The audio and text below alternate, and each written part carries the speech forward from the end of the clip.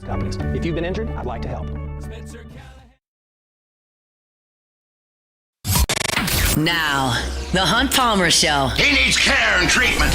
You are now listening to The Hunt Palmer Show, brought to you by Daryl May Remax Partners on 104.5 ESPN Baton Rouge. Is this a great country or what? Locking down the middle of the day, live from the Raising Cane studio. This is Hunt Palmer.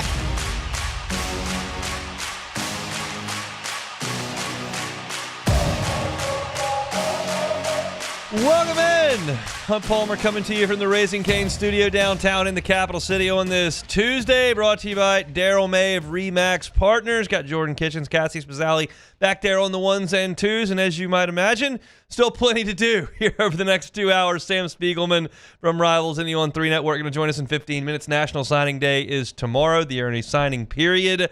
And there are a lot of changes that are going on under LSU's Football Operations Center right now in terms of offers, in terms of commitments, potential decommitments, and what could happen over the next 24 hours. Sam will catch us up on everything he knows at this point. Glenn West from 24/7 will be with us at 1:30. He was there at the press conference yesterday for Lane Kiffin, so we'll talk to Glenn coming up at 1:30. Colin Jeter, former LSU tight end, now with the LSU Alumni Association, with us 2 o'clock on Tuesdays. He'll be here. Sheree Aishak at 2:30. I want to talk Saints with Sheree, but also Tulane with Sheree, as Blake Baker has interviewed with that job. So I want to talk to Sheree about what he knows about what's going on uptown in New Orleans as well. So lots and lots and lots to do. But we start with LSU and Lane Kiffin. Right after we got off the air yesterday, about 45 minutes after we finished yesterday, Lane Kiffin went to the podium. He had on his purple and white shirt, had on his purple tie, and he addressed the media and the LSU fan base for the first time as the LSU head coach.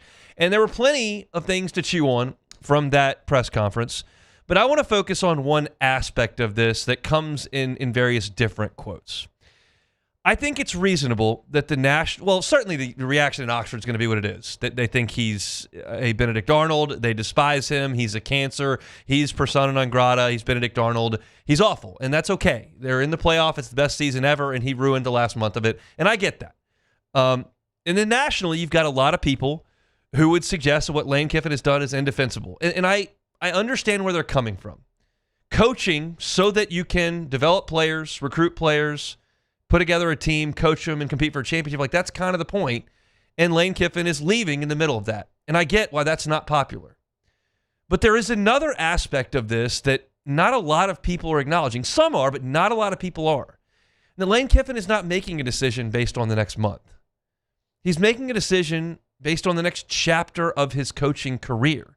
And he continued to illustrate that in various ways yesterday.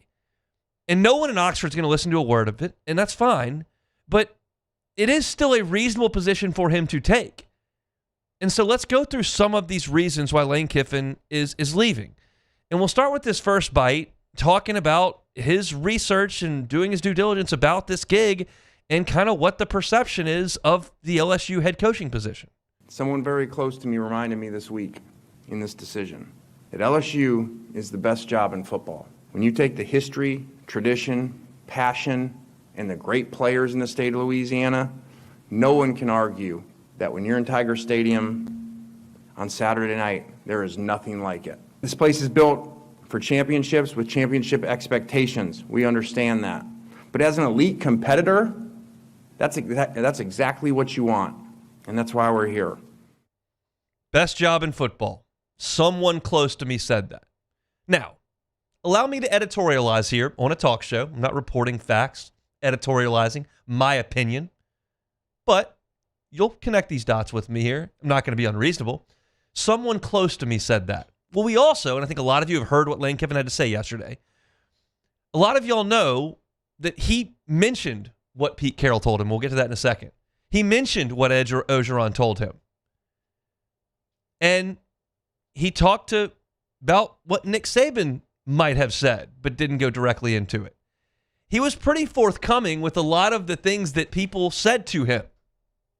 And for some reason, he said someone close to me said that.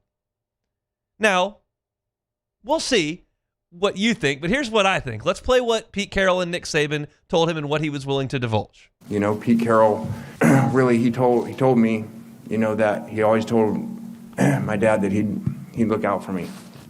And so when we were talking he really channeled him, from knowing him for so long, and he said this is exactly what he would do. He would tell you, boy, go get it, go for it. And Coach Saban kind of coached at another place in this conference, so I can't really say exactly what he said, but I'll say I think the world of Coach Saban, and I respect him, and so there's a reason I'm here. Well, why can't you say what Nick said? Why can't you say what Nick said? Well, I think this is what Hunt thinks. Not what Hunt knows, it's what Hunt thinks. I think Nick Saban said LSU's the best job in football. I was at Alabama for 16 years. I won 1 million championships, but that's where you want to be, Baton Rouge. That's what I think. And he can't say that because Nick's still in Tuscaloosa, and Nick does love Alabama. I'm sure of that. But I think Nick told him that's the spot.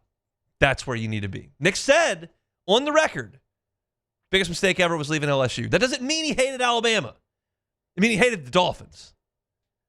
Biggest mistake he ever made was leaving LSU, and I think that played a big part in what Lane Kiffin did. But there were other things, independent of what Pete Carroll said, independent of what Nick Saban said, maybe what Jimmy Sexton told him.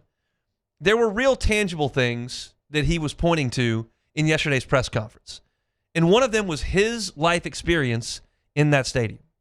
Yeah, it feels good to be on that sideline. I've been down there in what you guys have watched for a long time, that I would say that you would probably say two of the most intense times and feelings, and those were 2 overtimes, one at Alabama here, and then one at Ole Miss here.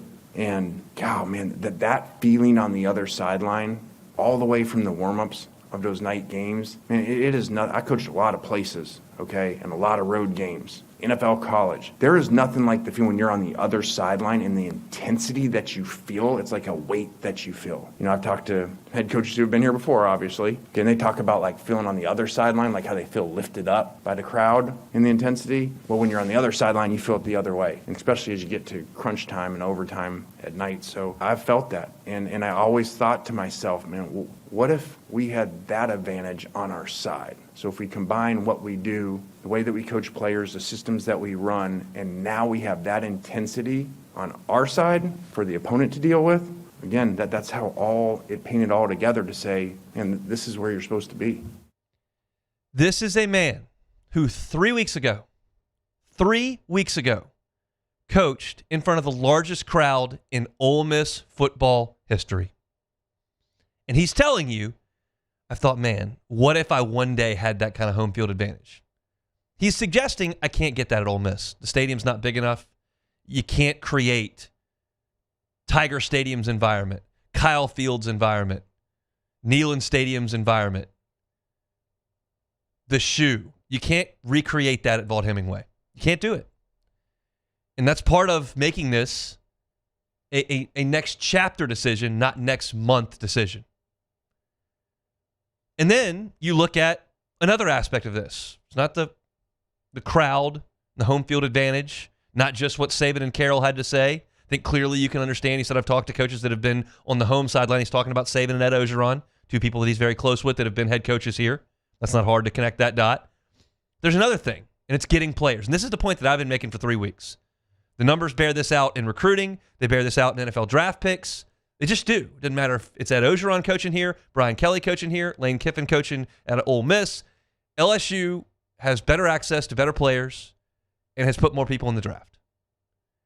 And he talked about recruiting at LSU moving forward. That was the number one priority and is the number one priority right now. It goes dead where we can't go out right now. Yesterday, people could come up to the office. So that is our number one focus right now, is to sign the best class that we possibly can Wednesday. Also, we have big picture thinking too. So we're not reaching or we're not signing kids because they're from this school or that school or any of that stuff, okay? We're going to sign the best players that we can on Wednesday, then go to the portal, which I have zero concern about the interest of players with that. Because I know what the interest was of players nationally, come play for us where we were just at. And now when you put that with this stadium and with that logo, makes me want to go get on the phone right now, but the portal's not open. And look, you can talk to me about the Grove Collective all you want. You can talk to me about the portal class 2 years ago all you want. You can talk to me about the 8 players they had drafted a school record last year all you want at Ole Miss. The brand of Ole Miss is not as strong as the brand of LSU, period. That's objective fact. The brand of LSU, in very recent memory, has got 2 Heisman trophies, has got 3 national championships and playing for another one, has got national championships across the campus, has got all kinds of national exposure, including a documentary that was done about coming here and playing for that brand. And oh, by the way, he talked about the collective yesterday. He talked about the ability to create financial opportunity for the players at LSU and said that it was the best he was presented with of the 4 options that he had. I'm not suggesting Ole Miss cannot get enough good players to win games. They, of course, can get good players and win games. He just did it for 5 years. He can elevate that at LSU. That doesn't mean he will, but he can. There's a ceiling in Oxford on stadium size, on the brand, on your ability to recruit players. We have a lot of history to document that. And if you just want to point at the last 2 football seasons, you can do that and suggest that, hey, the rules are different. Ole Miss is a big boy now. I'm just telling you that I would disagree with that. We can quibble over where the difference is. But LSU in the state of Louisiana, in that stadium, in that brand, in that history, is better than Ole Miss.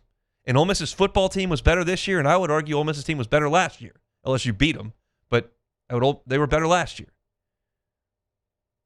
But this is a decision that Lane Kiffin made based on the next chapter of his life. It may be 3 years, it may be 5 years, it may be 9 years, who knows? Not the next 30 days. And that's not defensible to some people. Some people would say, you recruited this team, you committed to this team, you cannot leave them in the playoffs. And I'm not telling you that you're wrong. But there are 2 sides to this discussion. There are 2 sides to this decision. And if Lane Kiffin thinks it's best for his family and his career and his opportunity the next 3 years as opposed to the next 3 weeks, that changes the dynamics of the decision-making. And he made this decision, and he gave you the reasons why yesterday. And if you want to argue with all of those based on the next 3 weeks, you can. I'm just going to look the other way. That's our look at Lane Kiffin's press conference yesterday. We'll talk about it a little bit more, including what we think we may see or hear from Charlie Weiss in the next couple of weeks, because that's maybe the most interesting staff dynamic to this point between Ole Miss's staff and LSU's with Lane Kiffin. But for right now, over there at that football operations building, there are 2 things that are being done. There are discussions that are being had about staffing. LSU's current staff, Ole Miss's current staff, others that could be available to come work on the staff, and National Signing Day tomorrow. Now, it's a dead period, so you can't go out, but you can have conversations, and those conversations are being had. Things are changing by the minute over there, and they are across the country. There's a quarterback flip from Georgia to Vanderbilt, but then maybe not from Georgia to Vanderbilt because he said it might not be from Georgia to Vanderbilt. Like, it's crazy out there right now. Sam Spiegelman's with Rivals in the On3 network. He's covered it from a national perspective. It certainly has his fingers on the pulse of LSU as well. We'll talk to him when we come back. The Hunt Palmer Show. First American Bank and Trust started up in 1910. You do something for 115 years, you probably do it pretty well. Probably got it figured out. They do. 25 locations throughout southeastern Louisiana. If you're looking for a small town feel to your bank, but all the resources that you're looking for your personal loan, for your commercial loan, First American Bank and Trust is who you need to deal with. Their management has an average of 25 years of experience with the bank. Folks go there. They're ingratiated into the bank. They're ingratiated into that community, whether it's in Dutchtown around here, Jones Creek around here, or even down to Terrebonne Parish, Lafourche Parish, St. John Parish, over in Hammond to St. Tammany. Wherever you are in southeast Louisiana, there is a branch close to you. Go in and say, hey, you make a phone call there, you're not going to get some call center in Chicago. All their decisions on their loans are made locally here in Southeast Louisiana. It's First American Bank and Trust. Stop into a location today. First American Bank and Trust. At Bayou Automotive, we believe in a sales process that puts you first. We want you to experience an easy purchase with clear pricing and great service. Let Bayou Ford and Bayou Chrysler Dodge Jeep Ram be your trusted partners in finding your perfect vehicle. The crew at Bayou Automotive is going to do right by you. Attention diesel mechanics. River Parish Contractors has an immediate full-time opening with benefits. Valid licenses and TWIC card is required to apply. Call or text Big Jake today at 985-479-9858 or go to rpcontractors.com and click on Apply Now. Come be part of the team that values hard work, has a high standard of excellence, and delivers projects on time and safely. River Parish Contractors. Let's get building. Hi, this is Beth Serena. Welcome to my pool.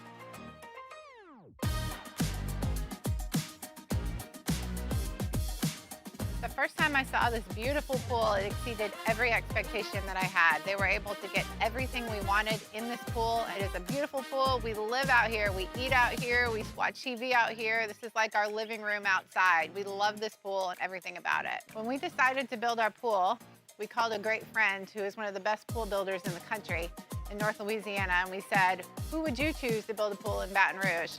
And without a hesitation, he told us Russell Pools. He said their history, tradition of great builds, great pools was unmatched. So of course, who did we call? Russell Pools. The advice I would give to anyone looking to build a pool is first call Russell Pools. They'll do an incredible job. It'll be incredibly organized, it'll be time efficient, and you will have your pool in no time.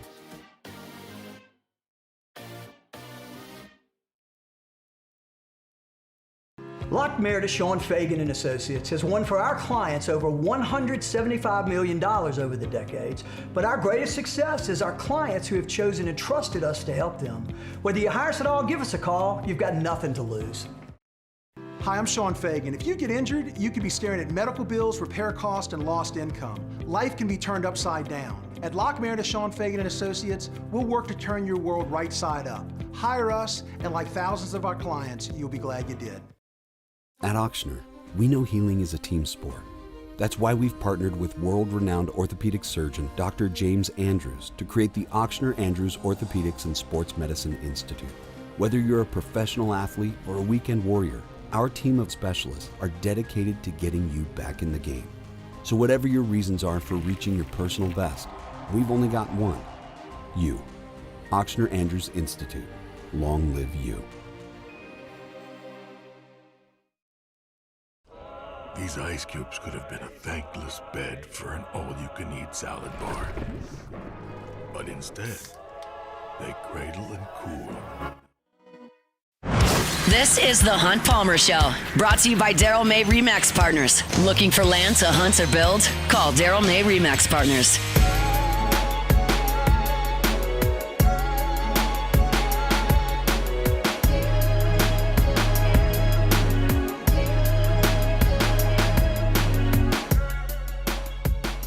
A lot of folks may be leaving the state of Mississippi to find residence in Louisiana. I got great news for them. Daryl May, Remax Partners, licensed realtor in Louisiana and Mississippi. If you're buying or selling a home or both in the state of Louisiana or Mississippi, Daryl May is happy to help you out with that. Brings you our Tuesday shows each and every week.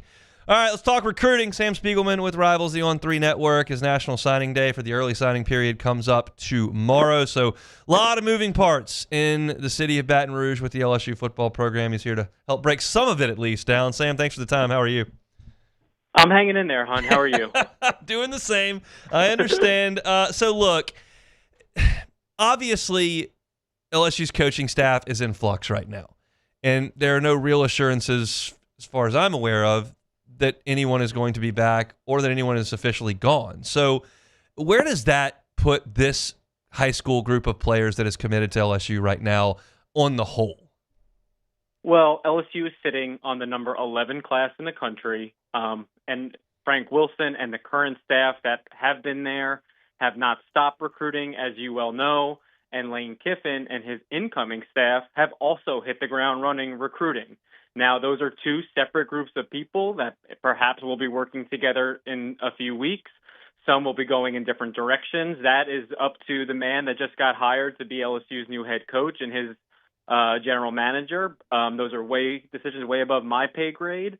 But I think that LSU is still in line to sign its nucleus of top players. They have 90% of their class falls within the state of Louisiana, which is pretty typical for LSU, and of course this year happens to be.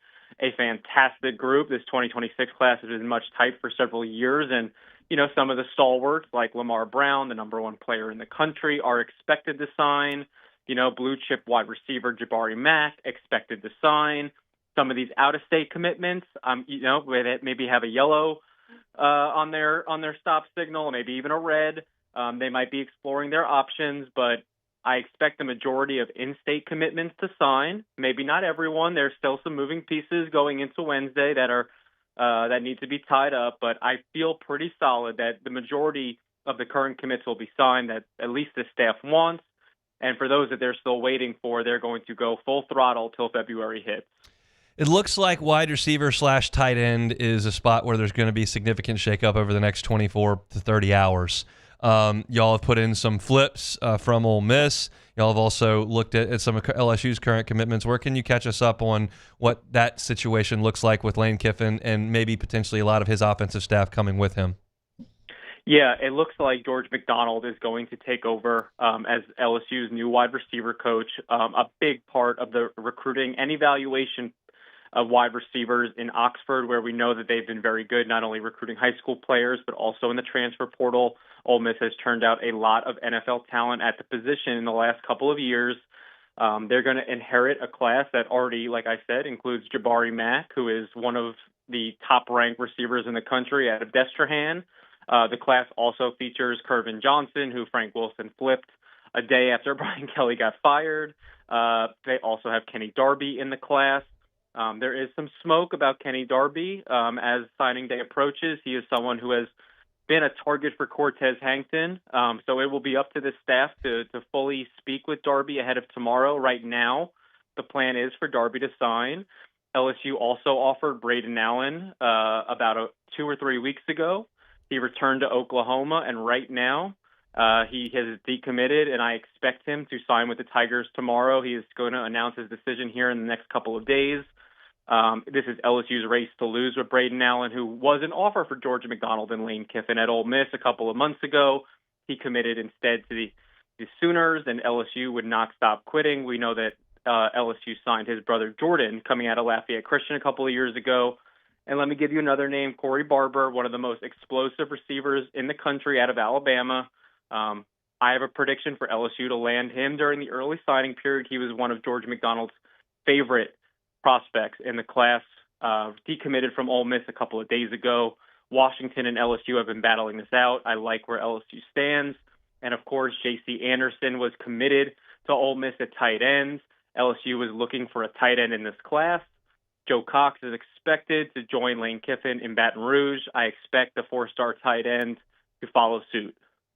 It's a lot of moving parts, but doing a great job of keeping up with all of that. I know that Richard Anderson is one of the biggest pieces of this class. He said Sunday, I guess it was, it's Tuesday now, that he was reaffirming his commitment to LSU and expected to sign. And I know you've been very connected to what's going on with him. How do you feel about LSU's chances with one of its longest commitments of this class, if not the longest, if I'm not mistaken?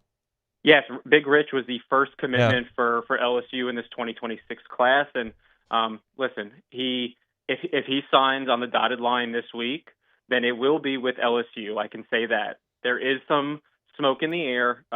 Let's put the context out there. Big Rich made an official visit to Texas 2 weekends ago.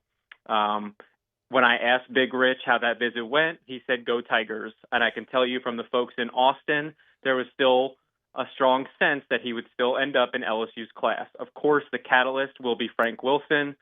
Lane Kiffin has not named a running backs coach. We don't know whether Frank Wilson will be a part of the staff. Will he be in the front office? Where will he be, if in Baton Rouge at all? And that is the fact that we are waiting for. That will ultimately determine if and when Big Rich Anderson will sign, the 5-star D lineman from Edna Carr from New Orleans. Of course, Frank Wilson has been point on this recruitment. Bryce Brown, the head coach of Edna Carr, is expected to be in Baton Rouge at some point this afternoon or evening. Of course, he is preparing to coach Carr in the state semifinals this week, but we'll make that trip up I-10 to speak with the new coach. Dialogue has continued from both sides. Like I said, if things go well, if Frank Wilson is going to be a part of the new regime at LSU, I think that Big Rich Anderson will follow. If not, he will wait till February to sign. LSU will be an option. I'd also expect Texas USC, and potentially even Ole Miss, where Pete Golding is now the head coach, to be a factor if he does not sign this week. Chatting with Sam Spiegelman with Rivals, the On3 Network. Awesome time to sign up if you're an LSU fan, because there are a lot of moving parts, and they do an incredible job over there at the Bengal Tiger On3. We chat with a bunch of those guys on this station every single week. So I'm curious your thoughts on Haven Finney. We understand how dynamic Corey Raymond is on the recruiting trail. We saw the first year of DJ Pickett this year. PJ Woodland also had a really nice year, and Haven Finney is as good as of a defensive back as there is in this class, has been committed to LSU. How do you feel about him? Much like Big Rich Anderson and Frank Wilson, I have a similar feeling about Haven Finney and Corey Raymond. When Corey Raymond was in Gainesville, I would have expected Haven Finney to sign with the Gators and to play for Corey Raymond. And as soon as he got to Baton Rouge and reclassified, the plan was to follow Corey Raymond to LSU. And it was really never too much of a close race, despite being a West Coast kid. All indications I've gotten in the first couple of days, I know you just said it was Tuesday. It feels like it could be Friday. It could be Saturday of how long we've been tracking this. All signs point to Corey Raymond staying on the staff. We know the colossal mistake that Brian Kelly made when he went in a different direction than Corey Raymond, who many, credit for being the architect of DBU. And not only has he been an excellent recruiter, he has been the best evaluator in the secondary for the last 10 years in the state at secondary. And with Blake Baker likely to remain, I would imagine there's a lot of support in that building for Corey Raymond to stay put. Of course, he's a Louisiana native. If and when Corey Raymond is solidified, I would expect Haven Finney to follow suit. I know that Michigan has taken swings, but they've also flipped other cornerbacks away from Baylor, for instance. This is looking like Haven Finney to LSU, but of course, if Corey Raymond is not a part of the staff, I would expect the elite cornerback from the West Coast to explore his other options, likely wherever Corey Raymond heads. And then more of a bigger picture question for you, and Sam, appreciate your time so much. Lane Kiffin's reputation as a recruiter and how you think he will manage the recruiting operation in Baton Rouge. How do you feel about that? I've been thinking about this question for a while, because Brian Kelly, as we know, the personality didn't fit with administration, it didn't fit with coaches in the high school level, didn't fit with coaches at the college level, didn't fit with the recruits. Ed Orgeron was a whole different sort of cat, right? I mean, he was basically the mayor of Baton Rouge that also coached the football team and beloved to this day for delivering that national championship. But Lane Kiffin reminds me more of being in the Les Miles mold. He's got a quirkiness. He's got a unique sense of humor. He's active on social media, and he likes to take shots at his enemies in a joking but friendly fire sort of way. And I think with the fan base in Louisiana, fans of LSU who are expecting him to win, and I think he will have all the tools at his disposal to win. And then you factor in someone with a little bit of a personality. He is, he may not be from the South, but he spent a lot of time in the South and the Southeast. He's very familiar with LSU and what it means and what it stands for. I thought that came out pretty clear in his press conference yesterday. I think this is the kind of hire where LSU will match the performance of what the fans expect. Some of the other candidates mentioned, they might be great coaches. They might have fantastic track records. They might be able to assemble a fantastic group of coaches and recruiters and analysts and GMs. But it takes a certain personality to fit in Baton Rouge in that state. And not only does it take the knowledge of the university, it takes the knowledge of the entire state and the culture of that place. It's very special, and it's unlike anywhere else in the country. That's coming from someone who's lived all over the country. Nothing compares to Louisiana and the love that these fans have for that team. So I think Lane Kiffin understands that, and that's all you could really ask for in a coach. I think we'll see how this coaching staff is sorted out, but I trust based on his resume, he knows what it takes to win, and he's got the resources to make that all happen. He's got a fantastic lifelong Tiger in Verge Osbury helping him out as well, and so far Verge has knocked it out of the park. Sam, I would tell you to get some sleep with a little one at home and what's coming the next couple of days. That's really ambitious. So I'll just tell you to keep the coffee pot fresh and enjoy the next couple of days if you can. Maybe sleep this weekend, all right? Hey, that sounds like a plan, Hunt. I appreciate you, man. He is Sam Spiegelman with Rivals and On 3. You can check out their services. They do a phenomenal job, and there are quite literally updates coming every few minutes over on their message board over at the Bengal Tigers. So go check that out. They're doing really well, and we appreciate Sam for giving us a little bit of time. Let's pivot to the football program at large, at whole, with LSU and Lane Kiffin. Glenn West was there at the press conference. We'll talk to him when we come back. The Hunt Palmer Show.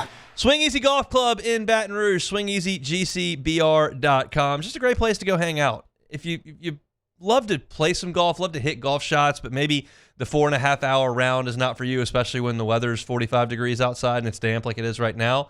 Well, here's an alternative here. You can go and play on the simulator at Swing Easy Golf Club. You can go play Pebble Beach. You can go play Cypress Point. You can go play TPC Sawgrass. You can play some of the most iconic courses around the world at Swing Easy Golf Club, and you can play 18 holes in an hour and a half. You can have 5 buddies come in. Y'all can fill the ice chest up with some cold beers that they got there. They got a glass of wine or seltzer if you want one. You can turn a football game on TV, put the music on. They got individual music in every private bay, and just enjoy some golf in the comfort of the indoors at Swing Easy Golf Club. They're on Segan at Perkins. It's a new kind of golf experience. If you're somebody that's fairly new to the game and you're just not comfortable going out there and hitting shots time and time again and shooting 125 at the public golf course, well, that's okay. Go to Swing Easy Golf Club. It's a new type of experience for you over there on Segan at Perkins. You can find them online, swingeasygcbr.com. Book a tee time or just stop on by. You can generally get a bay. It's Swing Easy Golf Club online at swingeasygcbr.com. Hi, this is Beth Serena. Welcome to my pool.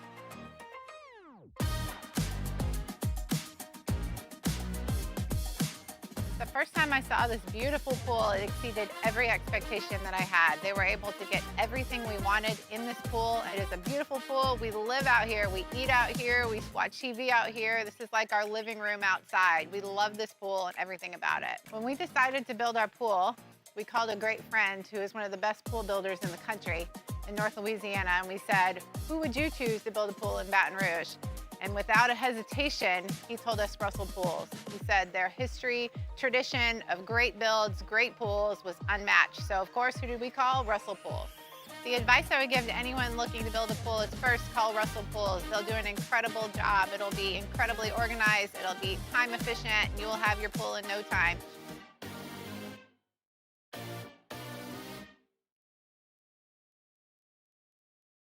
In South Louisiana, you can always count on good people coming together to help our children. At Dreams Come True, we grant wishes for Louisiana children with life-threatening illnesses. But to do this, we need funds. That's why we're trying to raise $100,000 for Dreams Come True by giving away the Blessed Builders School. Make your backyard's dream come true while helping our kids. Just go to dreampoolla.com and you can find out how your $25 donation might help win you a Duplessis pool. At Bayou Automotive, we believe in a sales process that puts you first. We want you to experience an easy purchase with clear pricing and great service. Let Bayou Ford and Bayou Chrysler Dodge Jeep Ram be your trusted partners in finding your perfect vehicle. The crew at Bayou Automotive is going to do right by you. I'm Lawyer Locke Meredith. We are honored and humbled to receive from our clients in Google. Based on 5-star client reviews, the designation of our law firm is highly recommended. Whether you hire us at all, please give us a call, 272-5555. You have nothing to lose. Hi, I'm Mitchell Meredith. Injuries happen when you least expect them to, making your life more complicated. At Locke Meredith, Sean Fagan and Associates, we know this and we strive to help each of our clients during these times. Whether you hire us at all, give us a call at 272-5555. Men, age is just a number. Don't let it dictate how you feel.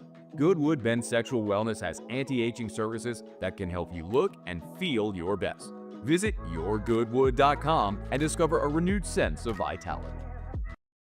Raising Cane's is our victory meal. Football fans are some of the most dedicated fans in sports. It's a fundamental quality we share, and that fuels every single order of our hand-battered chicken fingers. Wherever there's football, there's Raising Cane's. One love. Let's go.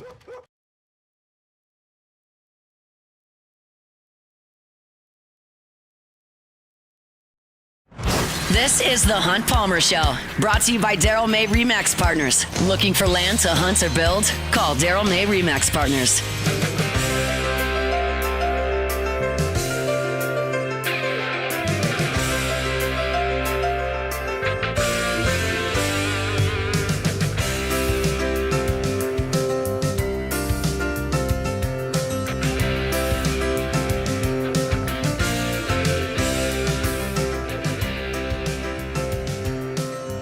Tuesday show is brought to you by Daryl May of RE/MAX Partners. Looking for land in Louisiana or Mississippi, maybe a hunting spot for yourself?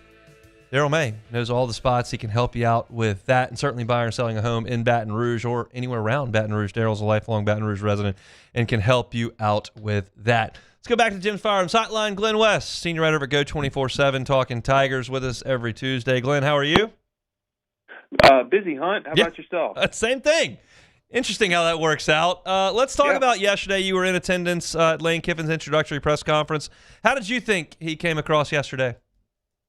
Yeah, I thought, kind of his opening remarks, maybe took him a little bit of time to get into a groove there. But I thought he did and said a lot of the right things that you wanted to hear if you're an LSU fan. And, look, I think the one thing about Lane Kiffin is that he's a larger-than-life personality in this sport. He does a really good job of making things interesting, and I think that's exactly the kind of guy that LSU needs leading this program right now. He's obviously an offensive genius, a brilliant offensive mind, and somebody that I think is going to be able to come in here and really fix that side of the ball quite quickly. I think that was probably one of my bigger takeaways from him is that, I think they're going to get to work really quickly on trying to retool this offensive side of the ball, and you're already starting to see that with some of the coaches that he's bringing with them, some of the decisions I think they're going to soon make here with their 2025 or 2026 recruiting class, and certainly with the transfer portal coming up here in several weeks as well. I think this was the home run A+ hire that LSU really needed to make, and huge credit to Burge Osbury and that search committee for pulling this off, because there was a time where it was a very tumultuous several-week period there where you just didn't know if LSU was going to be able to get it over the finish line. But I thought Lane Kiffin did a really nice job of conveying the message that was told to him by Verge and by this LSU administration, that they're going to dump a lot of resources into him and a lot of resources into this program to make this thing a successful marriage from really, I think, year one. What do you think about the money situation at LSU? The more we learn, the more they commit to buyouts, the more they hire coaches, the more you hear Lane Kiffin suggest that the roster revenue sharing / NIL portion of the equation was better than the other options that he saw. Like I said yesterday, I'm about tired of hearing people say that LSU can't keep up when there's no evidence of that. What do you think, and what did you hear from Lane yesterday? Yeah, I think that LSU has proven over the last year that they absolutely can compete with the big boys, that they can do whatever it takes to get the kind of roster that they want. And I think he explained that really well yesterday. The biggest thing in his mind was much less about the contract for him and much less about the resources that were going to be poured into the program once he got here. And we've all seen and heard the numbers. 25 to 30 million is what I think is being promised from LSU to Lane Kiffin and this roster as we move forward. And I think that's going to have to be on an annual basis. But it tells me that, if you're still paying Ed Orgeron, you're paying Brian Kelly, you're now paying Lane Kiffin, you're going to pay all of this staff here that he's bringing over. You've got plenty of resources to make this thing work. And I think that was a huge point of emphasis that they wanted to come across yesterday. And that was certainly one of the bigger takeaways that I had. When do you expect some announcements on a coaching staff?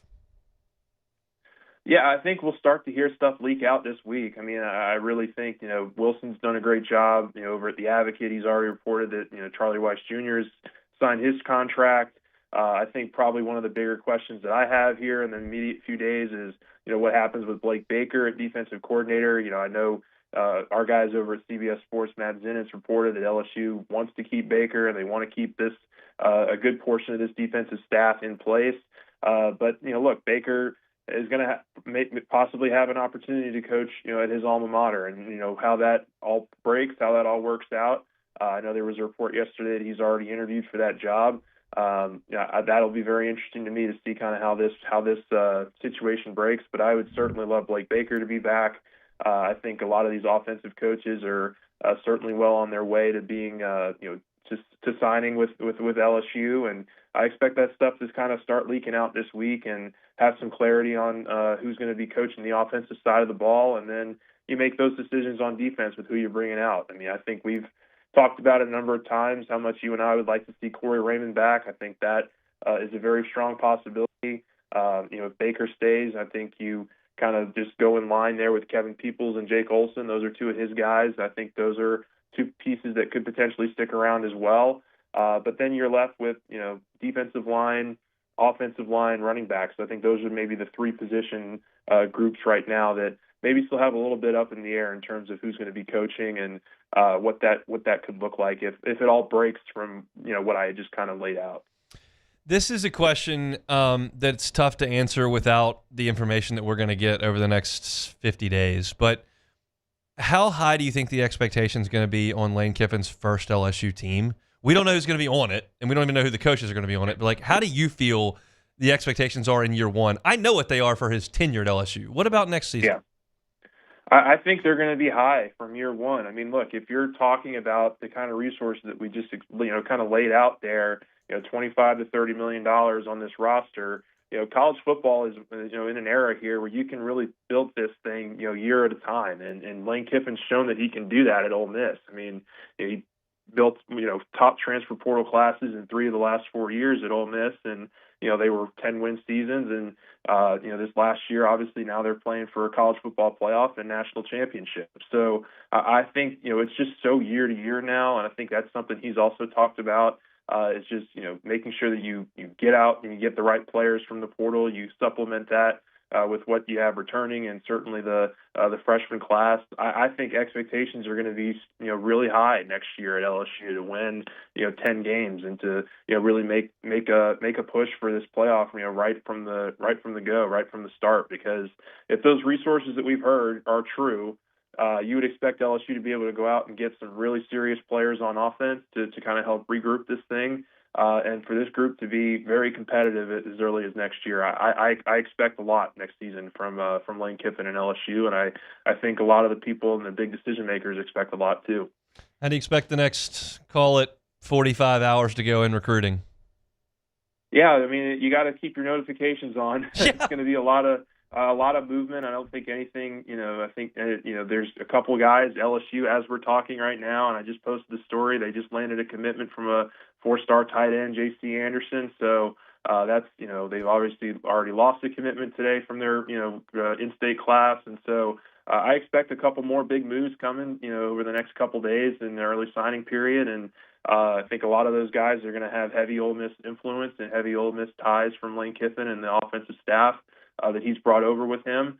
But, it's going to be crazy next couple of days for sure, trying to keep up with everything. But, we'll have it all covered. Yeah, Sunday Money over there, Glenn West, team over Go 24/7. It's a great time to check them out as well. They do a fantastic job covering recruiting and the team. They'll be all over it for the next few days, so go check them out at Go 24/7. Thanks, Glenn. All right, thanks, Don. He's Glenn West, senior writer at Go 24/7. Wilson Alexander, as he mentioned last night, reported that LSU had hired offensive coordinator Charlie Weiss Jr. and 5 other assistants, along with Lane Kiffin. I want to talk about that and what that means, as well as the potential with Blake Baker. We'll talk about all of that when we come back. The Hunt Palmer Show.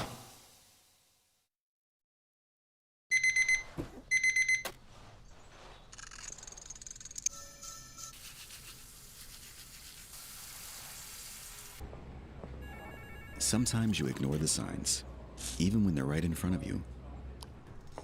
Problem gambling isn't always easy to spot. Know the signs. Set your limit. Learn more about healthy gambling habits by visiting us online or text or call for free confidential help now. Hi, I'm Mitchell Meredith.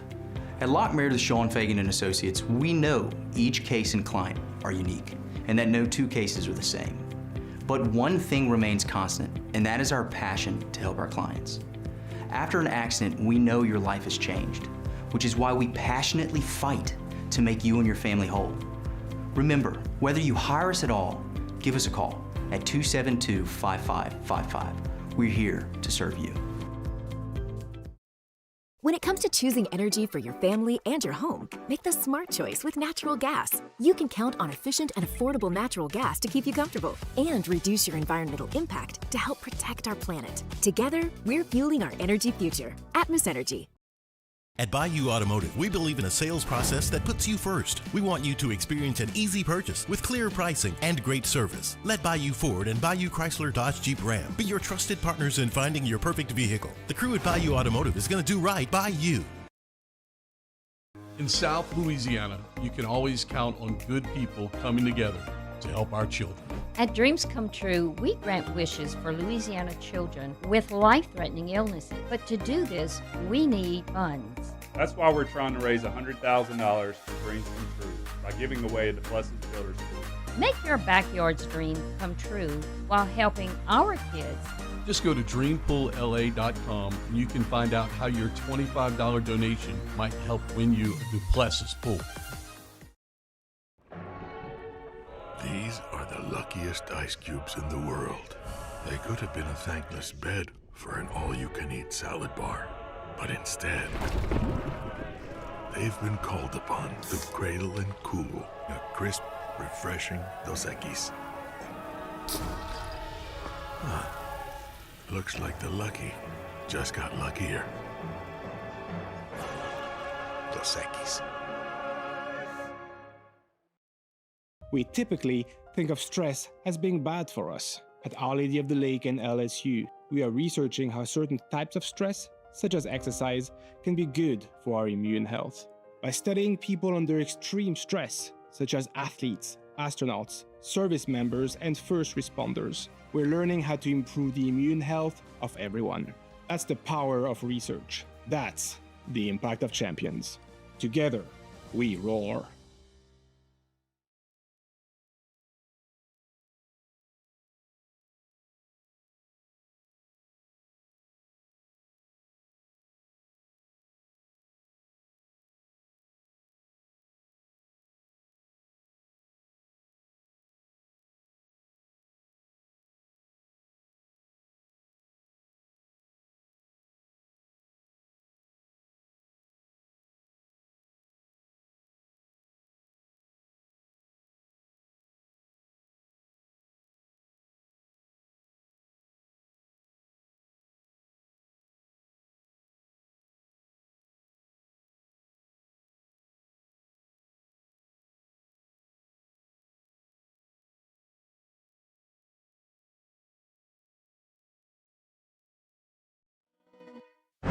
This is the Hunt Palmer Show, brought to you by Daryl May Remax Partners. Looking for land to hunt or build? Call Daryl May Remax Partners.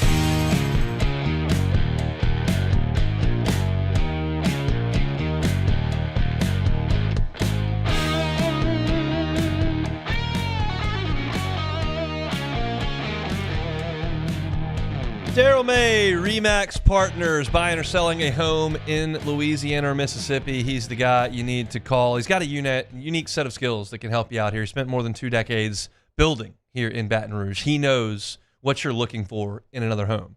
He's also lived here his entire life, born and raised in Baton Rouge, now a proud St. Francisville resident. So whether or not you're looking right here deep in the 225 right here in Baton Rouge or just outside the city limits, a little slower pace, Daryl can help you out with that at all. So his knowledge of building, his knowledge of the area, there's not a realtor that you would rather work with in the area. Daryl May, licensed in Louisiana and Mississippi. He can also help you out with this place on the Gulf Coast there in Pass Christian, Mississippi, if you're looking for one.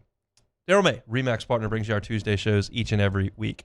So Wilson Alexander reported last night that LSU had signed Charlie Weiss to a contract, and that is significant news. Lane Kiffin is the brains of this operation. He is the top of the totem pole. But Charlie Weiss Jr. is in that brain trust. He was the highest paid offensive coordinator in the SEC at Ole Miss, and he and Lane Kiffin make this music together.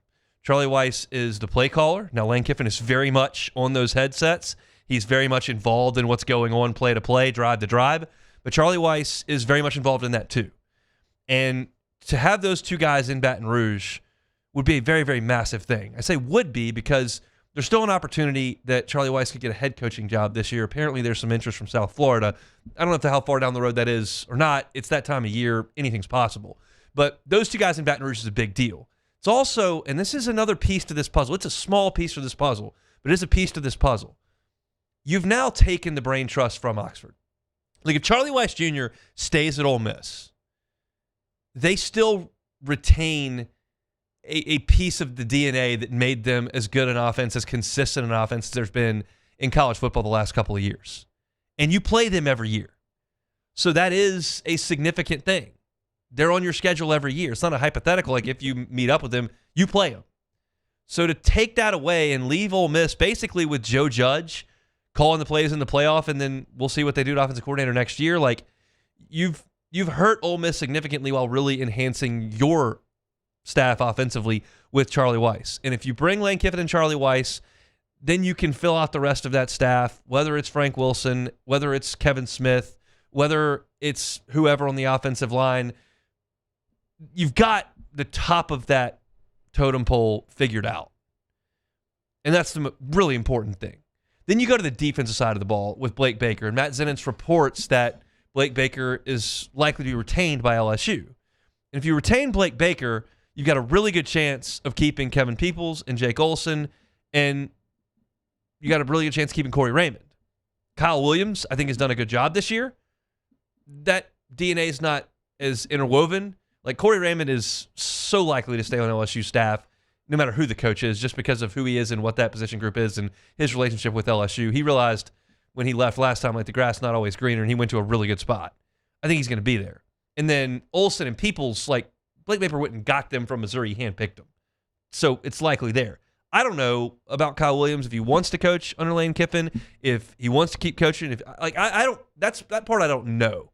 So I have more skepticism about that. But the other guys you figure you keep around, and then we'll see what happens to Kyle Williams. But all of a sudden, you start to see the real bones of that staff come together, and that's a really strong staff. You take Ole Miss's offense and LSU's defense, which went from 108th in the country and in 2 years was 25th in the country with Blake Baker, and you hear the way that those players talk about him, and you hear the way that he's impacted that side of the football program. It's a big deal, and that's a really strong staff to put together. Now, Blake Baker interviewed with Tulane yesterday. I'm hearing things on both sides of that. Yeah, he's likely to get it. No, he's likely to stay at LSU. I'm not comfortable jumping on one side of that fence as I sit here today at 1:52 on Tuesday. And I point that out because that could change at 2:52 on Wednesday. Things are moving very quickly in the coaching world, in the coordinator world, in the recruiting world. Things are moving very quickly, not just in Baton Rouge, everywhere. But this right now feels like a really, really positive thing. Now, if you tell me in 20 hours that Charlie Weiss is taking the head coaching job at South Florida and Blake Baker's going to Tulane and he's taking two staffers with him, all of a sudden things get a little dicier, and that's going to impact LSU's recruiting class. And, like, things are going to happen. We just saw J.C. Anderson flip from Ole Miss to LSU, to four-star tight end from the Midwest in Illinois. And LSU's going to get some commitments and get some flips, and they're going to lose some commitments. They're going to have some folks to leave. Jalen Chapman just decommitted. We talked to Sam Spiegelman earlier. Like, Kenny Darby is potentially looking around. Matt Moscona reported at LouisianaSports.net earlier that Richard Anderson may be holding off until he knows what LSU staff's going to do. There are going to be highs and lows in this thing. What you have to trust if you're an LSU fan, where you have to sit back, take a deep breath, and go, okay, we lost a commitment there. We got a commitment there. This coach is leaving. Okay, we got that coach. Like, there's going to be a lot of stuff going on. What you have to sit back and go is, okay, Lane Kiffin's got to be in charge here. And not everything's going to go perfect. And I promise not everything is going to be terrible. Some stuff's going to be great. Some stuff's going to be disappointing. Everybody's in transition and in flux at this point. There's a lot of things happening. Georgia just lost their number one commitment, a quarterback, to Vanderbilt. Okay? So that's as stable a program as there is in the country, and they're losing quarterback commitments to Vanderbilt. But you just got to, if you were excited when Lane Kiffin got the job, if you were excited when Lane Kiffin went to the podium yesterday, if you're excited about Charlie Weiss Jr. staying, you're excited about Blake Baker staying, and realize that, okay, maybe Blake Baker might leave and maybe Charlie Weiss Jr. might leave, like, you just have to trust the guy who's getting the big paycheck. And no matter who his offensive coordinator is, no matter who his defensive coordinator is, no matter what four-star signs with LSU, what four-star flips from LSU, whether they're from Illinois or Baton Rouge or Eunice, or like it, it's Kiffin's job to get it straight. And it's going to be bumpy and choppy and turbulent and wild for the next week. And then we'll take our head above the water and survey what's gone on. But I think if you're excited when Kiffin went to the podium, you've got to relax when things don't go exactly according to plan. I think the term that the kids use, that the message board folks use, is melt. You got to keep the melt to a minimum at this point. There is no way to have a coaching change and just have everything go smooth. It cannot happen. Not in a world where every single player is a free agent at the end of every year and every single coach is available to jump. You cannot have things just run smooth. It can't be done. So you take the highs, you take the lows, you trust the guy in the captain's chair, and you just keep pushing forward. Lane Kiffin appeared yesterday to be very excited about recruiting at LSU. He's going to do things his way. He'll fill out his staff. They'll get the commitments and signatures that they can. Portal opens in a month. They'll address things they need to with the whole truckload of cash that they got set to the side. And it's going to be a wild scene. But I think LSU's got a really good head football coach that knows what he's doing. He's not new to the gig. And I think LSU's going to put together a really good football program moving forward. I just can't tell you what pieces are for sure going to be a part of it on a player perspective or an assistant perspective. That's what the next 6 weeks are for. Come back with hour number 2. That's next. The Hunt Palmer Show. At Bayou Automotive, we believe in a sales process that puts you first. We want you to experience an easy purchase with clear pricing and great service. Let Bayou Ford and Bayou Chrysler Dodge Jeep Ram be your trusted partners in finding your perfect vehicle. The crew at Bayou Automotive is going to do right by you. My father, J.B. Falgu, had a vision of growth for First American Bank and the communities we serve. The bank's foundation was built on his legacy of compassion, loyalty, and dedication. Through his years of leadership, First American has prospered to heights even J.B. could not have imagined. I know my father would be extremely proud of the customer service and financial stability that First American provides to Southeast Louisiana. We continue to thrive because of the legacy of J.B. Falgu. With all the delicious chicken finger options, it was an impossible decision. How about a box combo? Good. Now what can I get for you? No, I want a Caniac combo with extra cane sauce, no slaw, 2 extra toast, and a half sweet tea, half lemonade. Celebrate the holidays with Raising Cane's chicken fingers. One love. I'm lawyer Colin Meredith. Among the most important factors to consider when you're hiring an injury attorney is trust. You trust your attorney will put your interest first, treat you with respect, fairness, and honesty. You trust them to be there for you when you need them. At Locke Meredith, Sean Fagan and Associates, thousands of clients have trusted us to represent them, and for good reasons. Please visit us at LockeMeredith.com to learn more, and whether you hire us at all, give us a call at 272-5555. You have nothing to lose.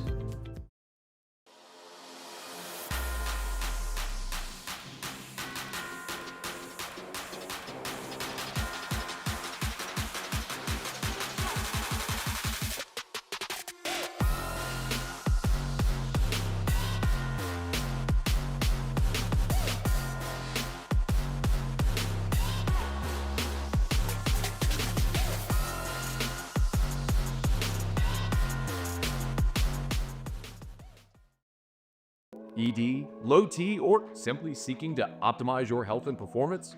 Goodwood Men's Sexual Wellness offers a range of discreet services to address your specific needs. We empower men to reclaim their health and confidence. Visit yourgoodwood.com. I'm Gabrielle McLeod on behalf of the Louisiana Propane Dealers. I have spent hundreds of hours preparing for scholarship competitions. That preparation paid off when I won the Fitness and Talent Awards along with the title of Miss Louisiana. The Louisiana Propane Dealers are also pretty talented and want you to be prepared for when the power goes out. Visit LouisianaPropane.com to find out about propane generators and other safety tips. Louisiana Propane, it truly is the fuel for our future. Today, we are shaping tomorrow. We are researching how extreme stress impacts the immune system, from trauma victims to athletes and even astronauts. Our work is leading the way in sepsis treatment, saving countless lives. We're unlocking the mind with music in exciting new ways. Our Lady of the Lake Health and LSU are improving the health of our state. That's the impact of champions. Imagine the impact we'll have on the future. Together, we roar. After a decade of working in private duty nursing, I know how hard it can be to find compassionate care for the ones that you love the most. So I started Decision Critical, a premier concierge nursing agency, so we can take care of you wherever you are. Our highly skilled nurses provide exceptional care from the comfort of your own home with personalized packages for short-term, long-term, or even around-the-clock care. Visit us at decisioncriticalbr.com and give us a call today to get started.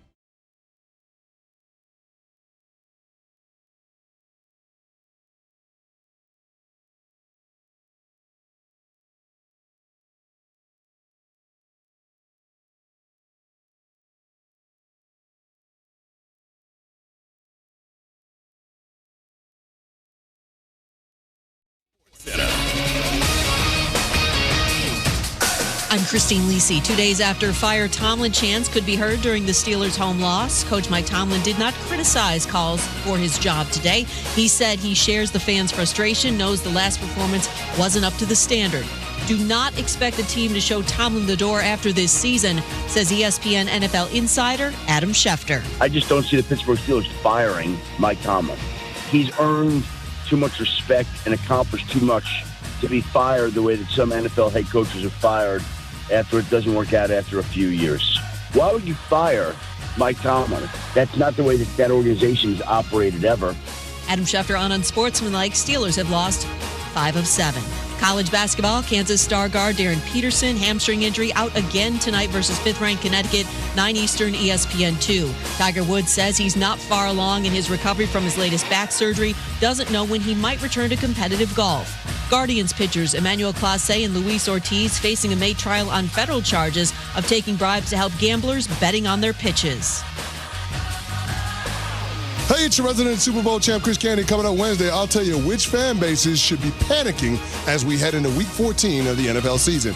It's Unsportsmanlike, weekday mornings at 6, right here on ESPN Radio, ESPN2, and ESPNU. From Studio Now, The Hunt Palmer Show. He needs care and treatment.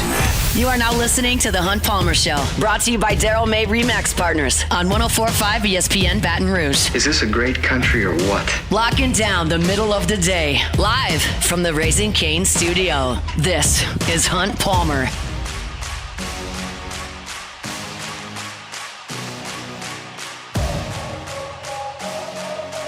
Hour 2, Tuesday edition of the Hunt Palmer Show, brought to you by Daryl May of Remax Partners. We'll chat Saints with Sheree Aishak, as well as Tulane Blake Baker info with Sheree Aishak coming up at 2:30. At the top of hour number 2, every Tuesday we bring in our guy Colin Jeter, former LSU tight end, LSU Alumni Association. He's here with us in studio. How are you, sir? I'm doing good. Great Thanksgiving break. Trying to stay under 270 pounds. So we're How's that going? On. It's going good. I'm still under there. We're okay, good.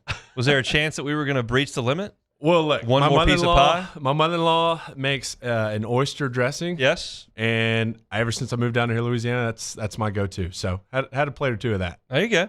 All right, so let's talk about the situation at LSU over the last month or so. You were here when Les was fired. You saw Ed Ogeron come in as an interim and finish out that season, and ultimately he got that job. So you've kind of been around, even though it was your last year, so you didn't care that much who the next coach is going to be, I'd imagine. But you saw that transition, and then this has kind of been the next one. So what's been your impression of the way things have gone over the last month? Yeah, so for us it was similar but different because we had, like you said, Les got fired midway through the season. We had an interim coach, but the whole time there was talks like who we're going to hire. I know they talked about Herman, who ended up going to Texas. That's kind of how I think at one point we thought was going to be our coach. But yeah, while y'all were playing Texas A&M. Yeah, while we're telling Foster Moreau who's going to play tackle because they didn't use the tight end in the Herman system. So that was a good little joke there at the end of the year. But obviously it ended up being different. So O stayed, took over full-time duties. This time around, obviously Frank's not going to be the head coach. Lane has come in, which I think is exciting. I went to the press conference yesterday. There's a buzz around it. I think people are looking forward to what he can bring. I was looking, I think this past year they've averaged 36 points a game. And I was looking at what our team would look like. Now, I know this isn't very realistic, but if we scored 36 points a game, our record would have been 11-1 this year. So just goes to show. I mean, we had a top 4 conference defense, and then you add that with an offense Lane can provide. I'm excited for the future. I think most fans are. So really looking forward to kind of see what this transition looks like. We'll see. You played for O and saw him get the head coaching job. I haven't talked about this on the show today, but there's a lot of talk about Ed Ogeron potentially coming to coach the defensive line for Lane Kiffin. He's talked about that on national shows. He's looking to get back into coaching very, very clearly. Lane talked about calling Ed Orgeron on Sunday. Like, how do you think that would go if he came back and coached the defensive line? It's to me, it would be so awkward. I mean, I think Coach O's great, and I think he'd be outstanding for our defensive line, but you got the guy who was running the show come back as a kind of a smaller role. If they can do it and make it work, I'm all for it, because I think Coach O is a great recruiter, great coach. He would help lock the doors of Louisiana.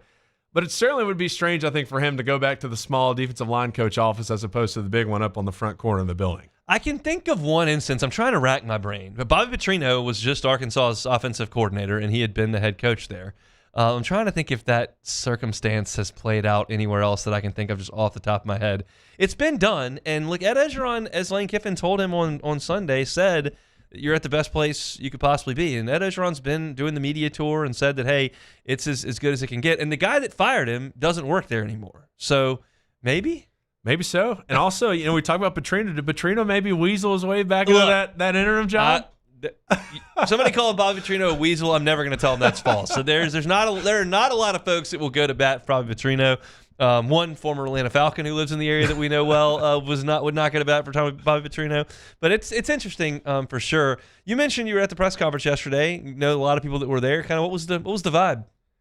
Again, I just think excitement, and I keep coming back to the word buzz. The guy walks in, of course, the place gets quiet, he gets set up. Verge does an outstanding job introducing him and what LSU's about and why he's such a great fit. And then he gets up there and tells the story of his journey and the mentors he had, one being Pete Carroll, one being another former coach I guess we refuse to mention. But I think all that really has led to where he is now. Obviously, he talked about driving by the stadium. I think he even called Coach O and told me it just made him want to talk like him. Yeah. But, I think he's really invested into what Death Valley, what LSU's fan base, what everything can bring to the offense he provides and kind of the system he runs. I think that could be just an awesome match made in heaven.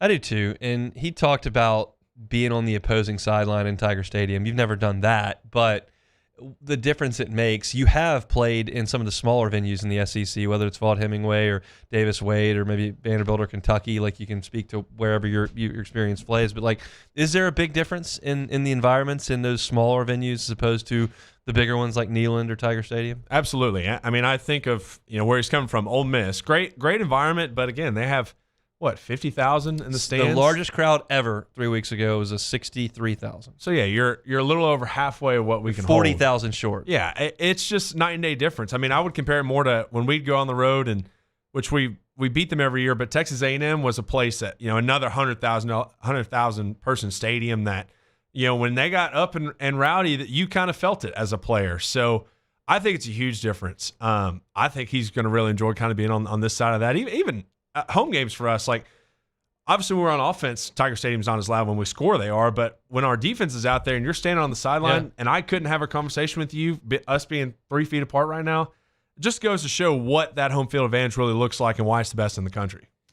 I'm excited to watch Lane Kiffin's offense with the next iteration. And I realize if you were talking about just one player, it wouldn't work. But if you can go with Malik Neighbors, Brian Thomas, Jaden Daniels, or with Jamar Chase, Justin Jefferson, Joe Burrow, with Zach Mettenberger, Odell Beckham, Jarvis Landry. This happens every 3 or 4 years around here where you strike gold and you get that personnel group that is just incredible. And if you look at Ole Miss offensively, you don't immediately go to those huge names they've had. Like Corral and Dart were nice players at quarterback for sure. But beyond that, you don't think of those elite LSU NFL guys. What could that look like here? Look, I think this system plus the fact that the state of Louisiana has the most professional athletes per capita is just such a strong combo. I mean, like you said, you got these guys that come out of nowhere, it feels like in Louisiana. They just grow them out of the ground, and there's a first-round wide receiver, quarterback, running back, linebacker, safety, defensive tackle.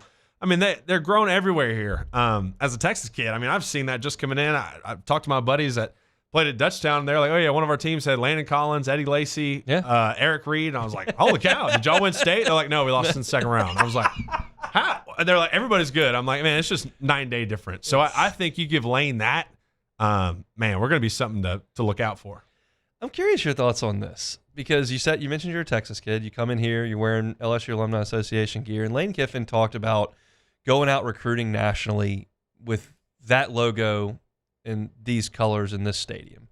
And he said, I know what access we had to players the place I was, and this is just a little bit different. And I talked about it in my first hour, like it's a lot different. The Ole Miss brand is a lot different than the LSU brand. You're a part of that. Like, how strong is that? And you leave the state all the time. Look, I'm going to be obviously biased in this scenario, but I talk about it all the time, especially in my job now when I'm talking to alums and everything. There is not a more powerful brand in the country than LSU. I mean, when you go to the airport, next time you walk around, whether you're in Denver, Atlanta, New York, look at how many LSU logos you see on a backpack or a hoodie or a shirt. I mean, it's everywhere. I truly believe we have the most powerful brand in the country. I think it extends much further than a school like Ole Miss. I have so much good to say about it. I think truly that you give a guy like that the power of that brand, the athletes it comes with. That's why these coaches, his mentors, really pushed him to take this job. I mean, it truly is the best job in the country, and I think we're going to have results to show for here in the next 3 or 4 years. I asked a guest in the first hour this question. I'll ask it to you. There was a time when a new coach got some time to get his feet on the ground.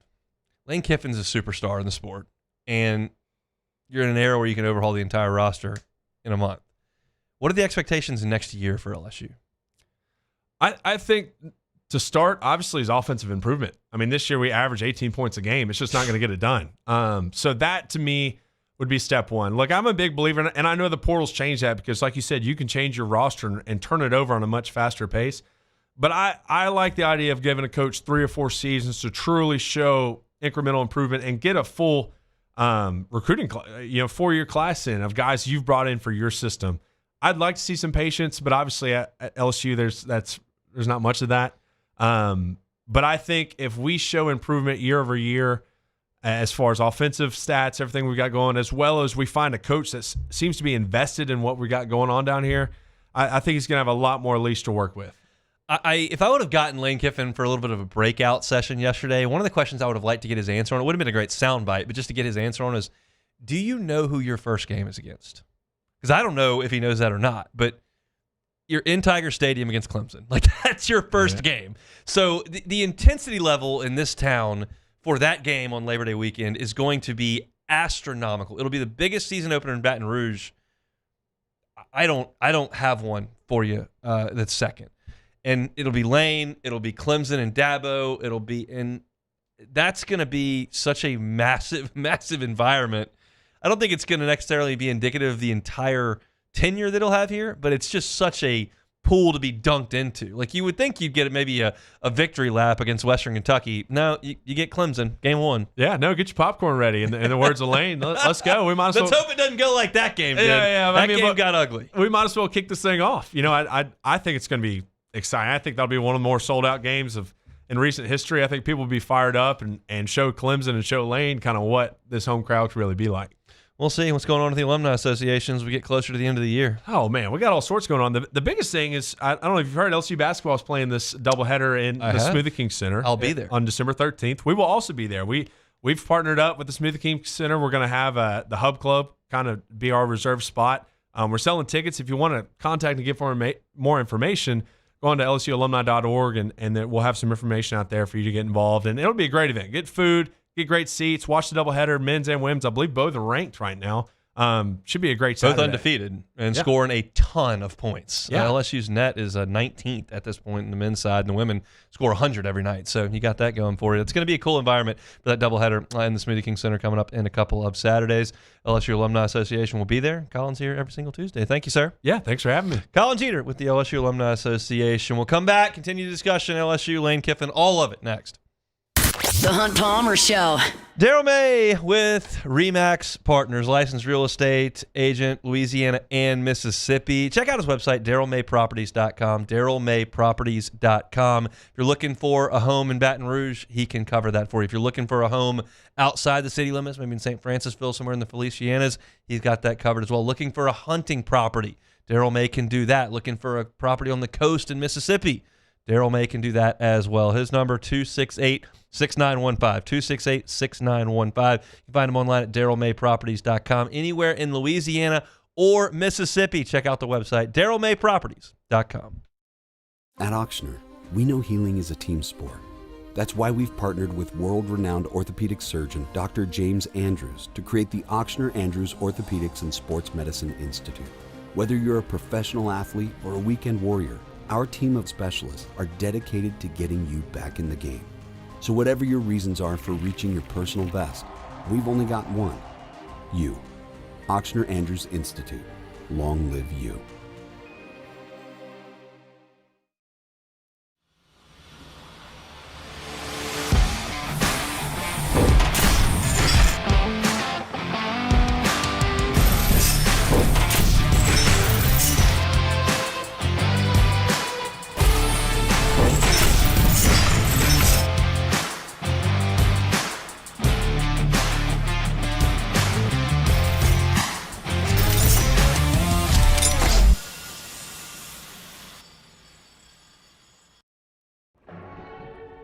These are the luckiest ice cubes in the world. They could have been a thankless bed for an all-you-can-eat salad bar. But instead, they've been called upon to cradle and cool a crisp, refreshing Dos Equis. Looks like the lucky just got luckier. Dos Equis.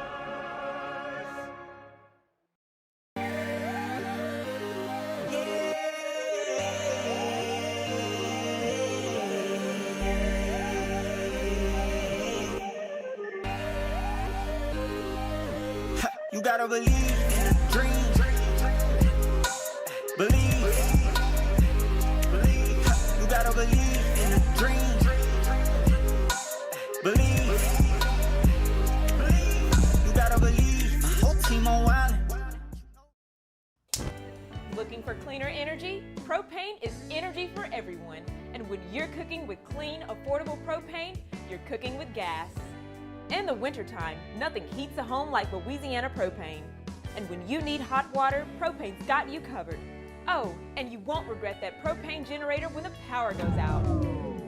I'm Miss Louisiana, Gabrielle McLeod, and to find more information and to find a propane dealer near you, visit louisianapropane.com.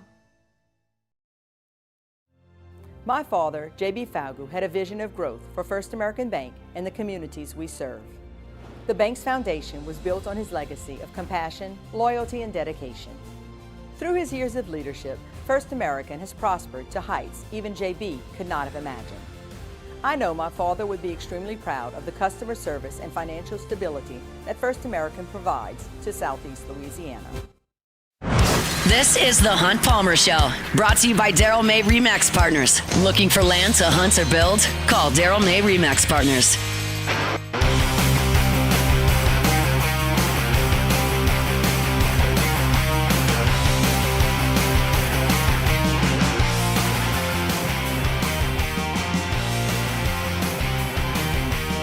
Blake Baker headed for Tulane. We'll talk to somebody in New Orleans. Sheree Aishak, WDSU, coming up in 15 minutes. We'll also talk about the New Orleans Saints. We didn't talk any Saints yesterday, and we're not going to talk a lot of Saints today, but we are going to talk about the Saints for about 10 minutes. You know, do we? We got to talk about the Saints. It's the NFL team in the state. They're a great team, great franchise, proud history. Oh, we're trying to have a good Tuesday, man. We don't need to bring the mood down. On cloud nine. We don't need to be. Sharif's always full of sunshine. We'll talk to him in 12 minutes. I want to get back to some Lane Kiffin sound, some of the stuff that I heard yesterday that was interesting to me. And one of the questions was about his offense, which is obviously as dynamic as any in the sport. He did it at Alabama. He did it at Florida Atlantic. He's done it at Ole Miss. This is not some flash in the pan with a quarterback. This is a guy that is won with Blake Sims at Alabama, that is won with Florida Atlantic talent at that level for 2 conference championships, that went to Ole Miss and has been in the top 20 in total offense in the country every year, in the top 8 every year but one.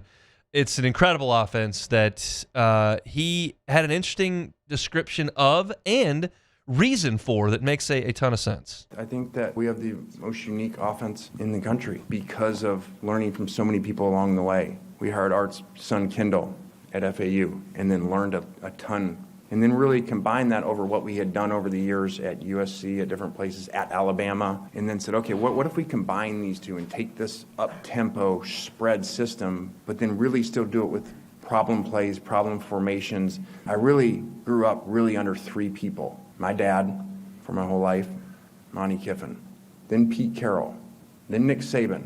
So really, I basically spent the majority of my life with those three defensive minds. Over time, always listening to them, what gave them problems as three of the best defensive minds to ever coach this game, and then think about, okay, combine all that they said and put this thing together. And so it's been a great offensive run because of that. That's very interesting because he's not being hyperbolic to suggest that Nick Saban, Pete Carroll, and Monte Kiffin are three of the greatest defensive minds in the history of football. Like literal football. Like that is not hyperbole. Would you think of anyone defensively in college football history that you would put above Nick Saban? I wouldn't. Pete Carroll's a defensive-minded coach who put a dynasty together at USC and then went and won the Super Bowl with the Seahawks.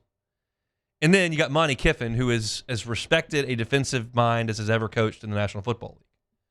And Lane Kiffin has been around those guys for decades. It's amazing. And he's taken that and he's put it to the offensive side of the football. And I think that's fascinating. And you think about the tempo that he's played with, and then a lot of tempo teams run things that are fairly vanilla. I'm not an X and O football guy, but the thought was that Chip Kelly's offense at Oregon was pretty vanilla, but no one knew how to catch up with these guys. So they just couldn't stop them. This is some tempo, but there's the problem plays, the problem formations that Lane Kiffin's put together, which is interesting. And that's one piece of Lane Kiffin as a coach that everyone respects. And the other is this new era of roster assembly and everything that he has been on the forefront of at Ole Miss. And he talked about that.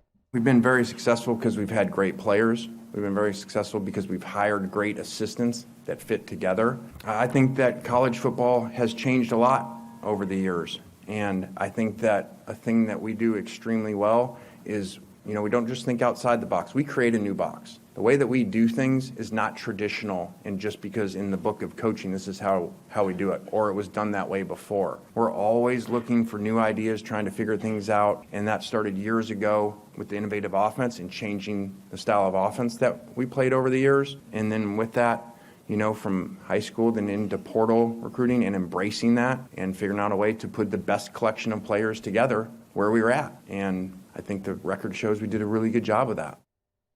It does. It shows you won 50 games in 5 years, which is a remarkable accomplishment at Ole Miss. And you bring that to LSU and you feel like you can elevate it. We'll see if he does, but you feel like he certainly can. And part of that in this new era with the transfer portal is also NIL. And you realize that the NIL rules are not the same today as they were when Ole Miss went crazy with the Grow Collective with NIL. It's not the same. There's a clearinghouse and things have to be done a little bit differently. And when he was surveying the different options, he said there were 4, Ole Miss, LSU, Florida, and whatever the other one was, Penn State, UCLA, who knows, Auburn, I don't know. But you surveyed those, and he had this to say about the NIL plan and what LSU laid out. I told Jimmy Sexton, don't tell me the numbers, okay? I want to make a decision that has nothing to do with money for me. Now, tell me the numbers and the plan for what the money is for the players, because that's everything in that area. To me, it was very important and very critical. And Verge and his team had a really, really good plan. Even talked to some donors that are part of that plan here to see exactly how does that work. And there's a great plan here. There's a great plan of how we can come together with what we bring and what players around the country want to play for us and play in our systems, and then have that support to be able to do that so that they want to play for us and they get taken care of financially, which obviously nowadays is the world of college football, and it's very important and critical to them, which it should be. And this was the best setup. That definitely played a factor into it. Look, that's amazing. I mean, I don't know the inner workings of LSU's plan for name, image, and likeness, which is different than LSU's plan for revenue sharing. I've got a pretty good handle on what LSU's plan for revenue sharing is. Football gets 75%. You're looking at somewhere in the neighborhood of $18 million that the university will take out of its revenue and share that with the football team. But you've also got NIL on top of that, where you've got to create marketable opportunities for LSU, and LSU is very much positioned to do that. You've got an entire department. I go and do the pre- and post-game show from the 3rd floor of the south end zone of Tiger Stadium, and it's called The Brand. And they've got all kinds of students and then employees that are there to create opportunity for LSU. Taylor Jacobs and her department, they go through business people and they create legitimate marketing opportunities for LSU student athletes. And there's money set aside for that and relationships with boosters and donors and businesses to make that happen. And it's not just boosters and donors, it's national brands that if you reach a level at LSU where you warrant a national brand, you can make significant money at LSU like a lot of student athletes have done here. Jaden Daniels made a lot of money here. Olivia Dunn made a lot of money here. You can make a lot of money here. Angel Reese made a lot of money here. If you reach a level to where those deals are warranted and the clearinghouse will clear them. And Lane Kiffin's obviously happy with that. Now, you felt a little bit of deja vu yesterday with this answer because his predecessor just about sang this one chapter and verse 4 years ago. To win big, as you go through this decision and you look at different places and all the things involved, to win big, you need everybody pulling in the same direction. And I felt through this process that definitely the leadership here at LSU was all in line and all in place to give us that. I know that we have, with the passion of LSU family and our LSU players, that we have everything to bring championship football back to LSU. Now, this was Brian Kelly's big thing, alignment. And you know how that worked out. However, I don't think this is incorrect. I think when Brian Kelly took the job and you had John Bell Edwards as the governor and Scott Woodward as the AD, and then you had Brian Kelly come in as a football coach, I think you had alignment there. Halloween of this year, you had none. You did not have a president of the university. You did not have a permanent athletic director. And you didn't have a football coach. Well, the governor, who appoints more than half the board, that board picked a president. And the president said the AD was full-time. And the AD is permanent, and he was the one who hired the coach. So that alignment is there again. Now, there was a chance that you were going to have an interim athletic director hire this football coach if Verge was not given the permanent title. And at that point, you would not have had alignment if you hired a permanent athletic director after that, because he would not have picked the football coach. But now you've got a governor that picked the board that picked the AD, and the AD that picked the coach. You've got the alignment. And I do know that Verge Osbury, who is directly above, he's directly above Lane Kiffin, and then you've got Dr. Roos, who's the president right above Verge. Like, those three are in a line, and you got Verge that loves LSU, and you've got a board that is full of people that love LSU. So I think that everyone is pulling in the same rope. It took a month, and they got it together because it wasn't this way a month ago. But now I don't think Lane Kiffin is blowing smoke there. You're going to get national people that hear him say that, and they're going to go, are you kidding me? You're talking about the same place where the governor fired the athletic director who couldn't fire the football coach, but then they said they fired the coach, but then they said he didn't fire the coach because the athletic director couldn't do it, and then they got the president involved, and then you're telling me that mess, that is aligned? Well, none of that's there anymore. You've got it lined up the way it's supposed to be. I talked about this on Monday. Was this the cleanest process I've ever seen? No, long way from it. But the result of the process is that. So I think that's a very much a positive for LSU. Before we get to Sheree Aishak, I've just got some just bummer news. It's regarding LSU basketball. LSU just released a statement. Jalen Reed suffered a season-ending injury in the tournament over in Destin. It's an Achilles injury. Of course, he missed almost all of last year with an ACL injury. It's his fourth year in the program. He's been here since Matt McMahon was here. Really was playing well on a deep front court, and it's heartbreaking to watch a kid come back from an ACL injury, fight.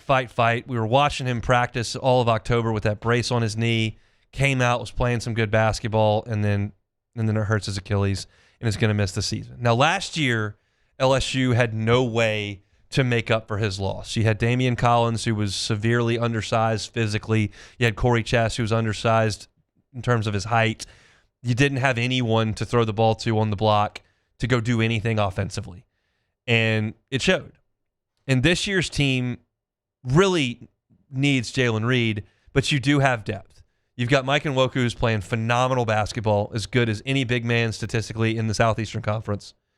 You do have a former player of the year in his conference in Marquell Sutton, who's big and 6'9" and an older player and physical and can score. You've got Robert Miller in his second year, who's done some good things. I don't think you're going to dip into the bench for Gilhool, the freshman. I think he's a little ways away from playing. But you do have 3 guys that are 6'9" or taller that can absolutely play at the SEC level. So that's more than you had last year.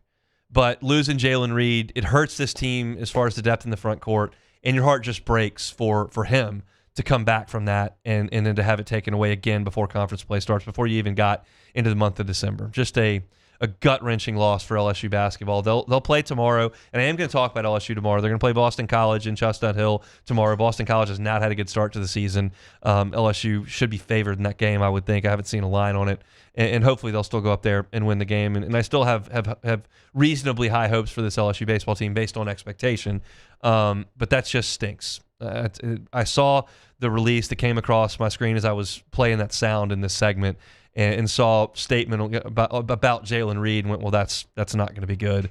And I clicked it and saw that in the headline. It just really bums me out, man.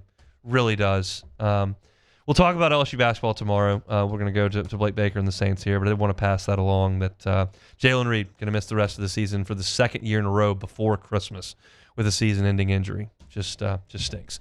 All right, we'll come back. Sheree Aishak talking Saints and Blake Baker and Tulane. That's next.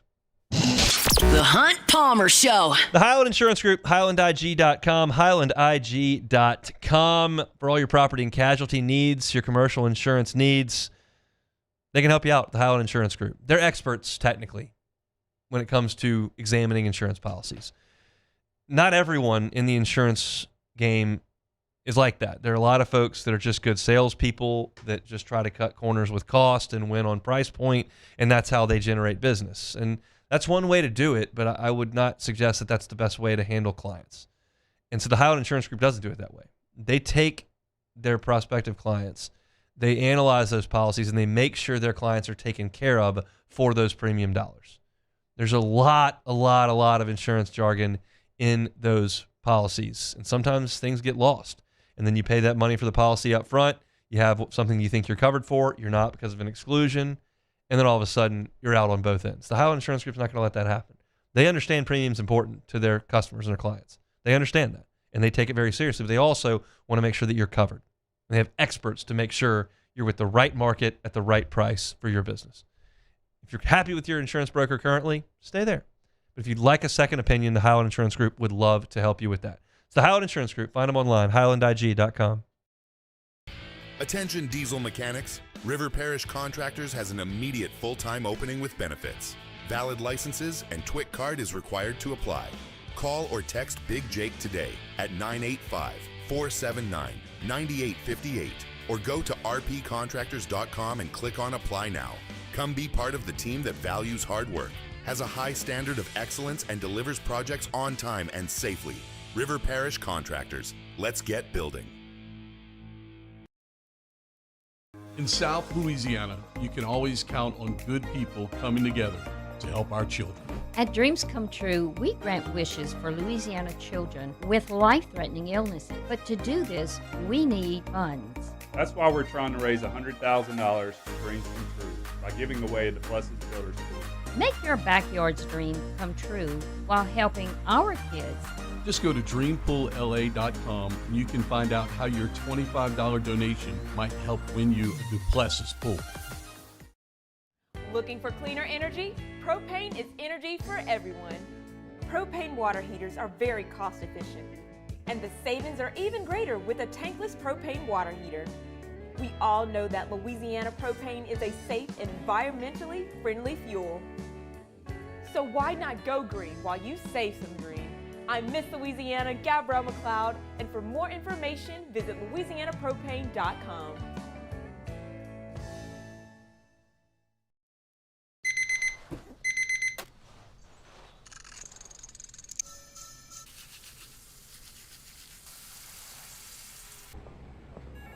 Sometimes you ignore the signs, even when they're right in front of you.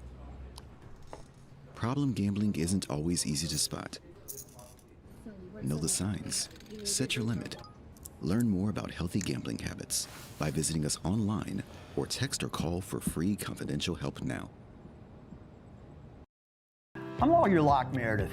If you're battling an insurance company because of a wreck not your fault and they're not calling you back or being fair, whether you hire us at all, give us a call, 272-5555, or email Locke Meredith, Sean Fagan and Associates. You have nothing to lose.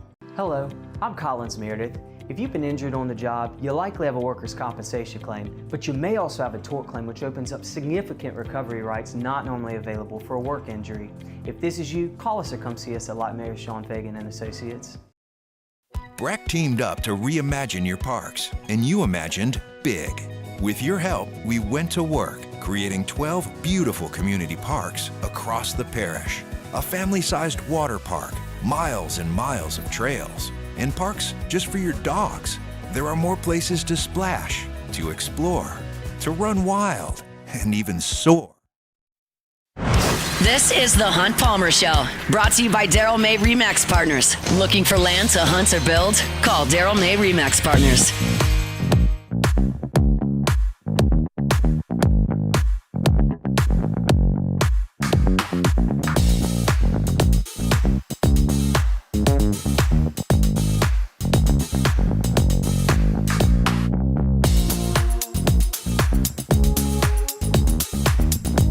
All right, we've done over 90 minutes of radio.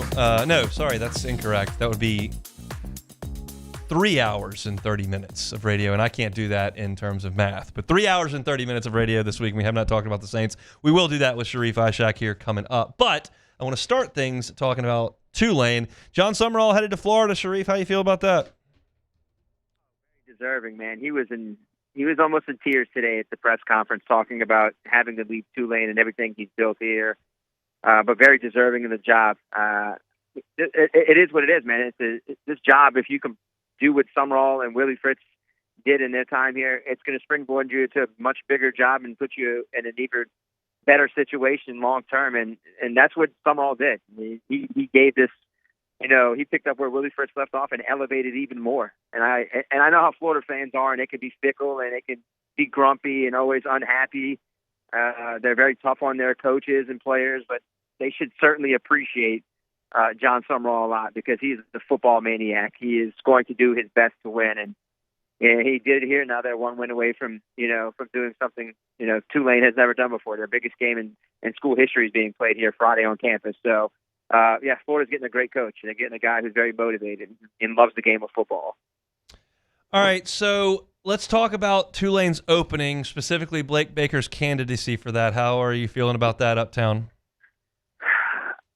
I don't know, man. It's tough. If we're him, it's a good job to take. I mean, he played linebacker here at Tulane. I mean, it's if you're trying to get into the head coaching, field, it's to be a good start for him.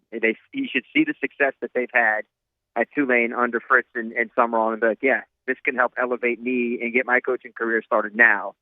It'd be hard to pass up on it for him. I mean, I don't know what his salary is at LSU. You're probably better suited to answer that question, but I think this job pays $3.5-4 million. Now that is John Summerall's salary because of his previous head coaching stance and what he did, and he got an extension in the pay raise. But if he is indeed trying to become a head coach, this would be a perfect situation for Blake Baker. Now I understand LSU fans don't want to lose him, but eventually, if he continues at this pace and becomes a much better defensive coordinator, if he does stay with Lane Kiffin, they're going to lose him anyway. So if it were him and he is like the top candidate and they offer him the job, he should take it. It'd be foolish not to take it. I mean, because you never know what will happen to you if you remain as defense coordinator. I know he probably wants something bigger, but it'd be a good place to start considering what success Tulane has had. Yeah, I don't think there's any doubt if he was offered, he would take the job. The question is will Tulane go that direction, or the way what they've done the last two times, which is hire a sitting head coach who's done a really good job there with Fritz and then with John Summerall. So we'll see what the future holds for Blake Baker. Let's transition to the Saints. Saints lose over the weekend in Miami. It was a wild finish, ugly first half. What was your biggest takeaway from Sunday? I'll start with the positives and Tyler Shuck. I really liked what he did there in the second half. He engineered the offense really well. Saw a little bit of Devin Neal playing better, but just the way Shuck continues to climb the pocket, how he stays in the pocket long enough to know, hey, I'm going to survey the field. I'm going to look at every opportunity and any player I have, see if I can complete a pass. If it's not there, I'm going to get out of the pocket and see something else opens up. You saw him move out of the pocket a few times and make some connections with Devon Bailey, who everyone's been waiting to see and waiting to see some big games. I mean, that was his best game so far. And then the touchdown pass to Chris Olave. I mean, even the touchdown pass to Neal, he just floated it back there because he saw Neal break off his route and get to the back of the end zone. But, I thought he played well. But is he a franchise quarterback yet? No, absolutely not. Because I said there are going to be some good games. There are going to be some bad games. I mean, there's still some bad games to probably come, and there are going to be some very good games that make you think, all right, he could be maybe the franchise quarterback. The bad, Hunt, Kellen Moore, play calling, short yardage situation, start of the game. His team only has 19 points in the first quarter, which is the worst in the NFL. And he's got to figure out his play calling. I understand what he has to work with, but he still has to figure out how to use those pieces the right way. I am discouraged by some of the things I've seen from Kellen Moore and his play calling. Devon Bailey on Sunday. You feeling more ambitious, more optimistic about that trade after that, or just one day? I'm not a fan of giving up a fourth round. I don't care about 7 rounds. Fourth round pick for a receiver that's 27 years old. It is awesome to see that, but still, he's 27. But I understand the Saints have missed a lot on their fourth round picks. Still, that's a fourth round pick I would want. But it is what it is, and you hope that you can get, that type of production most of the season out of him starting next year, and that you hope that you can get that with he and Tyler Shuck. So it is what it is, and I think that they're just going to have to stomach that they traded a 4th and 7th to Sean Payton for Devon Bailey. My thing on it is, this is just a little bit of devil's advocate, a little bit of how I feel. A 4th round pick is a crapshoot. Every draft pick is, but a 4th round pick certainly is. You already knew he could produce at the NFL level, and he gave you something you did not have, which was a bigger body receiver. So I understood it from that perspective. I know the Saints are in get younger mode, and the age thing is a bit of a hurdle, but he was more proven than just your regular 4th round draft pick out of NC State. Yeah, you're right about that. You can talk about it from that angle as well. You have somebody who's at least somewhat showing it on the field in the NFL compared to, let's just say, like a Traquan Smith. I understand it from that perspective for sure, but it's tough, man, when you're trying to rebuild a team. It's tough. It's tough to say I'm giving up a 4th round pick for a guy who's 27 years old. It is what it is, like I said. They've done it. They've moved on from it. At least they have a good idea what he could do after watching that one game. Look, they needed that big body. They needed the possession receiver, and I think that's what Kellen Moore said. It's finally good to see that he and Tyler can connect and they have something moving forward. But now we need to see more. But also we need to see more for more. So that's the thing. Defensively, Kool-Aid with the pick. Kool-Aid with the big tackle in the backfield. The pick wasn't the greatest play I've ever seen, but he did make a play on the ball in the end zone. Stinks. Yeah. I'm not going to say Tua is not a good. He leads the NFL in interceptions. He's not a good quarterback. So you're not ready to praise Kool-Aid for his effort on Sunday? I praise him for his effort. Yes, I praise him more for the TFL in the backfield on 4th down. That was a really good play. But look, Tua could not get out of the way. If Tua was that's half as better than he was in that game probably would have been close at all. They weren't giving the ball to Achane that much, which he should have been a Saint, by the way. You give him credit where credit's due. Yeah, sure. They took advantage of a bad game plan by Mike McDaniel and Tua not being accurate. So, you got to give him credit where credit's due. So, yeah, I think Kool-Aid's play in the backfield was much more impressive than him lofting a ball into the end zone for anybody to take. Got a key on or a thought? Maybe not a key, a thought on Sunday's game? Oh, they're not winning that game. As long as they keep developing and showing promise, I know that's not the greatest of thing, not winning games. I know. At some point, they're going to steal a game from a good team. I don't really have any good teams left, though, Hunt. Outside, they got the Jets, the Panthers. Maybe they steal some reason they're the Panthers kryptonite and Bryce Young kryptonite. So maybe they beat the Panthers again. They're probably going to steal 2 more wins. They're probably 4 or 5 wins this year. That's exactly what Vegas said. So, it is, once again, what Sean Payton said. It is what it is. Continue showing development and show promise for the future and get to that draft and make sure you have another good draft because some of these picks are panning out, at least for their rookie seasons, and you want to make sure you have another good draft in 2026. That's the plan. That's what the Saints have got to do. We'll talk to you about all this next week. Thanks, Sheree. I'll leave you with this. You either Yes. die a hero or you live long enough to see yourself become the villain. Hop aboard the Lane train, baby. Choo-choo. LSU's not going to get a lot of national love at this point. Thanks, Sharif. He is with WDSU down in New Orleans. All right, we got one more segment to go. Some breaking news about Charlie Weiss Jr. We'll tell you what that is when we come back. The Hunt Palmer Show. One Bath and Closets. OneBathAndClosets.com is the website. David Duvall and his team, 30 years redesigning and remodeling bathrooms and closets. He can do big remodels. He can do something simple like a tub-to-shower conversion. I asked David a couple of months ago when we were meeting, having breakfast, said, how long does a tub-to-shower conversion take? Said, well, it depends on the scope of work, so I can't tell you every single one's exactly like this. But 3 to 4 days, 3 to 5 days, tub-to-shower conversion. So if you got one of those big 1990s-style jacuzzi tubs that you never use, but it's been in that home for 30 years, and you're like, I got to get rid of this. Well, get rid of it and use that space. It's a lot of space. And put a glass walk-in shower there. It changes the complete functionality and aesthetic of your bathroom. Add some value to your home. Everybody's happy. And it doesn't take very long. If you're thinking about pricing, he'll let you know about that. And there's financing available, 0% up to 18 months. Do something simple. Not every renovation is 6 months and hundreds of thousands of dollars. Tub-to-shower conversion can be less than a week. It may be something that can change your bathroom for the better. Get the free consultation, OneBathAndClosets.com, OneBathAndClosets.com. My father, J.B. Falgu, had a vision of growth for First American Bank and the communities we serve. The bank's foundation was built on his legacy of compassion, loyalty, and dedication. Through his years of leadership, First American has prospered to heights even J.B. could not have imagined. I know my father would be extremely proud of the customer service and financial stability that First American provides to Southeast Louisiana.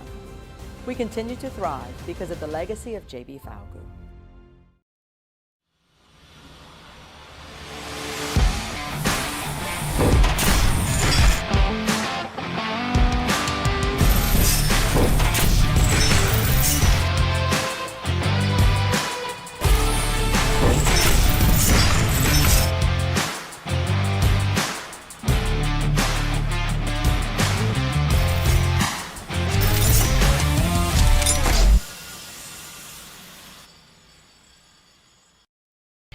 Attention diesel mechanics, River Parish Contractors has an immediate full-time opening with benefits. Valid licenses and TWIC card is required to apply. Call or text Big Jake today at 985-479-9858 or go to rpcontractors.com and click on Apply Now. Come be part of the team that values hard work, has a high standard of excellence, and delivers projects on time and safely. River Parish Contractors. Let's get building.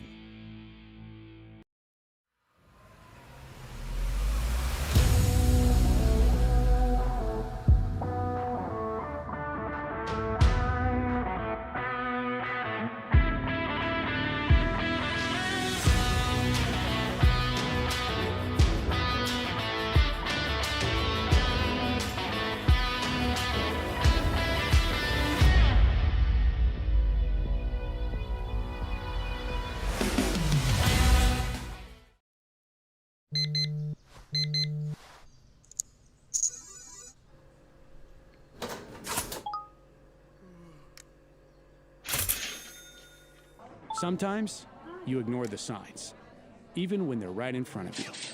Problem gambling isn't always easy to spot. Know the signs, set your limit. Learn more about healthy gambling habits by visiting us online or text or call for free, confidential help now. Hi, I'm Mitchell Meredith with Locke Meredith, Sean Fagan & Associates. We take great pride in educating our clients about their rights. Whether you're injured at work or while you drive, call our office at 272-5555. Knowledge is power, and you should know your rights after an injury. Hi, I'm Sean Fagan of Locke Meredith, Sean Fagan & Associates. When insurance companies have been unfair, we've never been afraid to go to trial. Fighting hard to protect your rights, we never settle a case out of convenience. This is the Hunt Palmer Show, brought to you by Daryl May Remax Partners. Looking for land to hunt or build? Call Daryl May Remax Partners.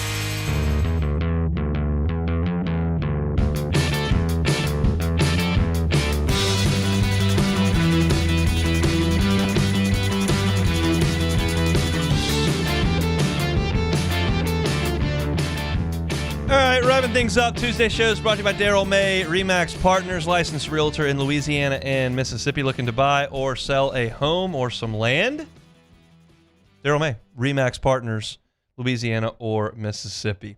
So I teased coming into this segment, coming out of the last segment, I should say, news about Charlie Weiss. Ole Miss put out a Twitter photo of its coaching staff for the playoff, and Charlie Weiss Jr. is on it. And we know from Wilson Alexander's reporting yesterday at The Advocate that Charlie Weiss has signed a 2-year deal with LSU. Both those are true. Charlie Weiss is under contract at LSU, and he's going to coach Ole Miss in the college football playoff. Lane Kiffin issued a statement via LSU today that said, with the playoff committee releasing updated rankings tonight, I wanted it to be known that after conversations with LSU, we are allowing Charlie to return to Ole Miss to coach the team during the playoffs. I've already made the committee aware of this, and I'm hopeful this decision will allow Ole Miss to receive the highest ranking possible because these great players are very deserving of that. I'm excited that Charlie will be back to help coach the greatest team in the history of Ole Miss. There's a statement.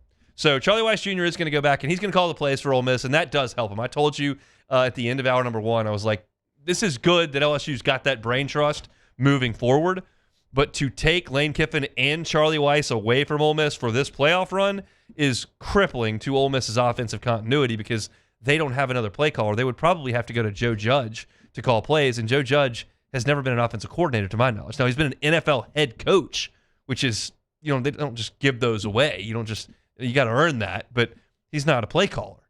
So that would have been a huge, huge detriment to Ole Miss moving into the playoff.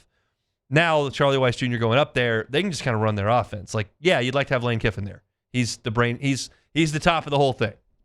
But Ole Miss now has a better opportunity in the college football playoff. And while I am very appreciative of Charlie Weiss coming to LSU to be LSU's offensive coordinator, I hope he does great at LSU. I don't need him to win another game at Ole Miss. That's just the way I feel about that. LSU's got its own things to worry about, its own stuff to worry about here, as opposed to who and what and where Ole Miss is going to play in the college football playoff. But Charlie Weiss will be there for the Rebels. Then will start his career, or his tenure, I should say, at LSU as the offensive coordinator, assuming he doesn't get a head coaching job somewhere else in the meantime. So that's the latest on all of that. Let's now play some Take It or Leave It.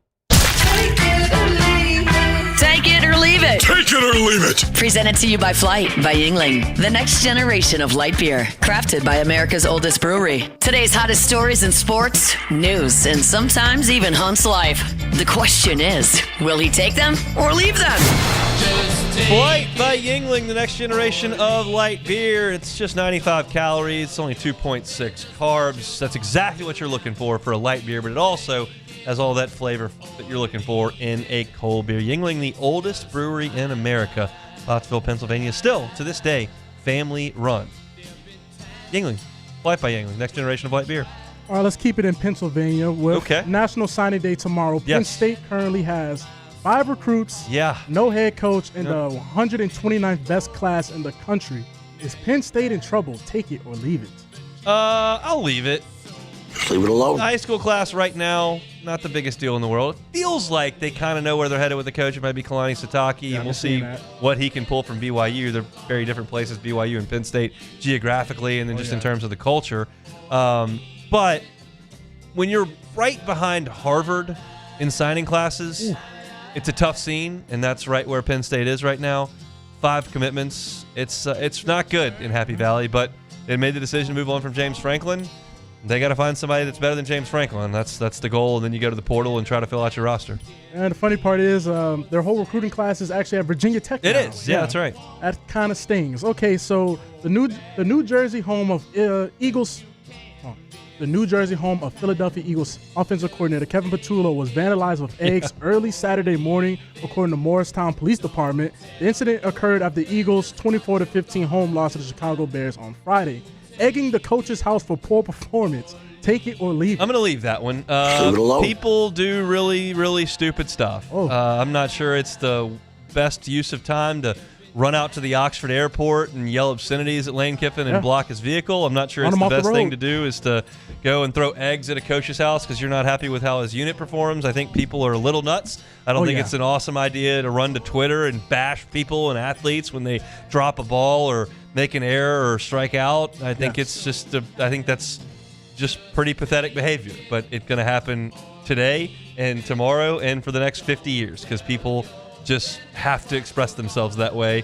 I don't really get it, but it's going to happen. I'm more scared that his home was this accessible, that they knew where it's and how they're able to get in there. And, that's a little – you might need to go to a gated community, Mr. Patullo. So, last but not least, this one really is more – I ain't going to say it's a take it or leave it, but I want to know your thoughts. Okay. Brian Kelly is more hated nationally than Lane Kiffin. Take it or leave it. Jeez. Yeah. That's very difficult. Yes. I would say I will take it. I'll take it. I don't know that you've got really any support for Brian Kelly anywhere. Yeah. You don't have any in Baton Rouge. You don't have any in South Bend. Ooh. And nationally, he gets a lot of that thrown at him. He's just not very affable. I think there are some people that still find Lane Kiffin endearing on Twitter. Yes. He's certainly got a lot of support in Baton Rouge today, so there's some of that. He's got a team and a fan base that's behind him. So I would suggest that Lane Kiffin more so, but it's not. Neither one has a very high approval rating if you want to play the political game. It's not very high, but that's okay. Just got to win some football games. That's it for Take It or Leave It. That's it for Take It or Leave It. Just so much happening. I invite y'all to go over to LouisianaSports.net. We'll keep up with all of it for free. LouisianaSports.net. If you missed any of the show, catch it on demand. Matt's going to drive you home next on After Further Review. We're back tomorrow, signing day edition, The Hunt Palmer Show. The Hunt Palmer Show. Marucci's Hitter's House. It's open. It's popping. It's where you need to be if you have got a youth baseball player, a youth softball player. Spring season's around the corner, and you can get incredible savings and swing into the holiday at the Hitter's House warehouse sale Monday through Friday, but not just this Monday through Friday, all the way through December 14th. You can have incredible deals on Marucci, Victus, Balm, Lizard Skin, the stable. They've got footwear, cleats, trainers, so on and off the field. You are set like the pros. Got bats from Marucci's Reckless, the Nova Lit from Victus. You can take them to the cage, try them out in the batting cage. You can do that as well. And I'll invite you, if you take the tour, you can get 20% off the Hitter's House that same day. So go take the campus tour. You can find information and tickets for the tour at maruccisports.com/campus-tour. That's maruccisports.com/campus.tour. The Hitter's House. At Ochsner, we know healing is a team sport. That's why we've partnered with world-renowned orthopedic surgeon Dr. James Andrews to create the Ochsner Andrews Orthopedics and Sports Medicine Institute. Whether you're a professional athlete or a weekend warrior, our team of specialists are dedicated to getting you back in the game. So whatever your reason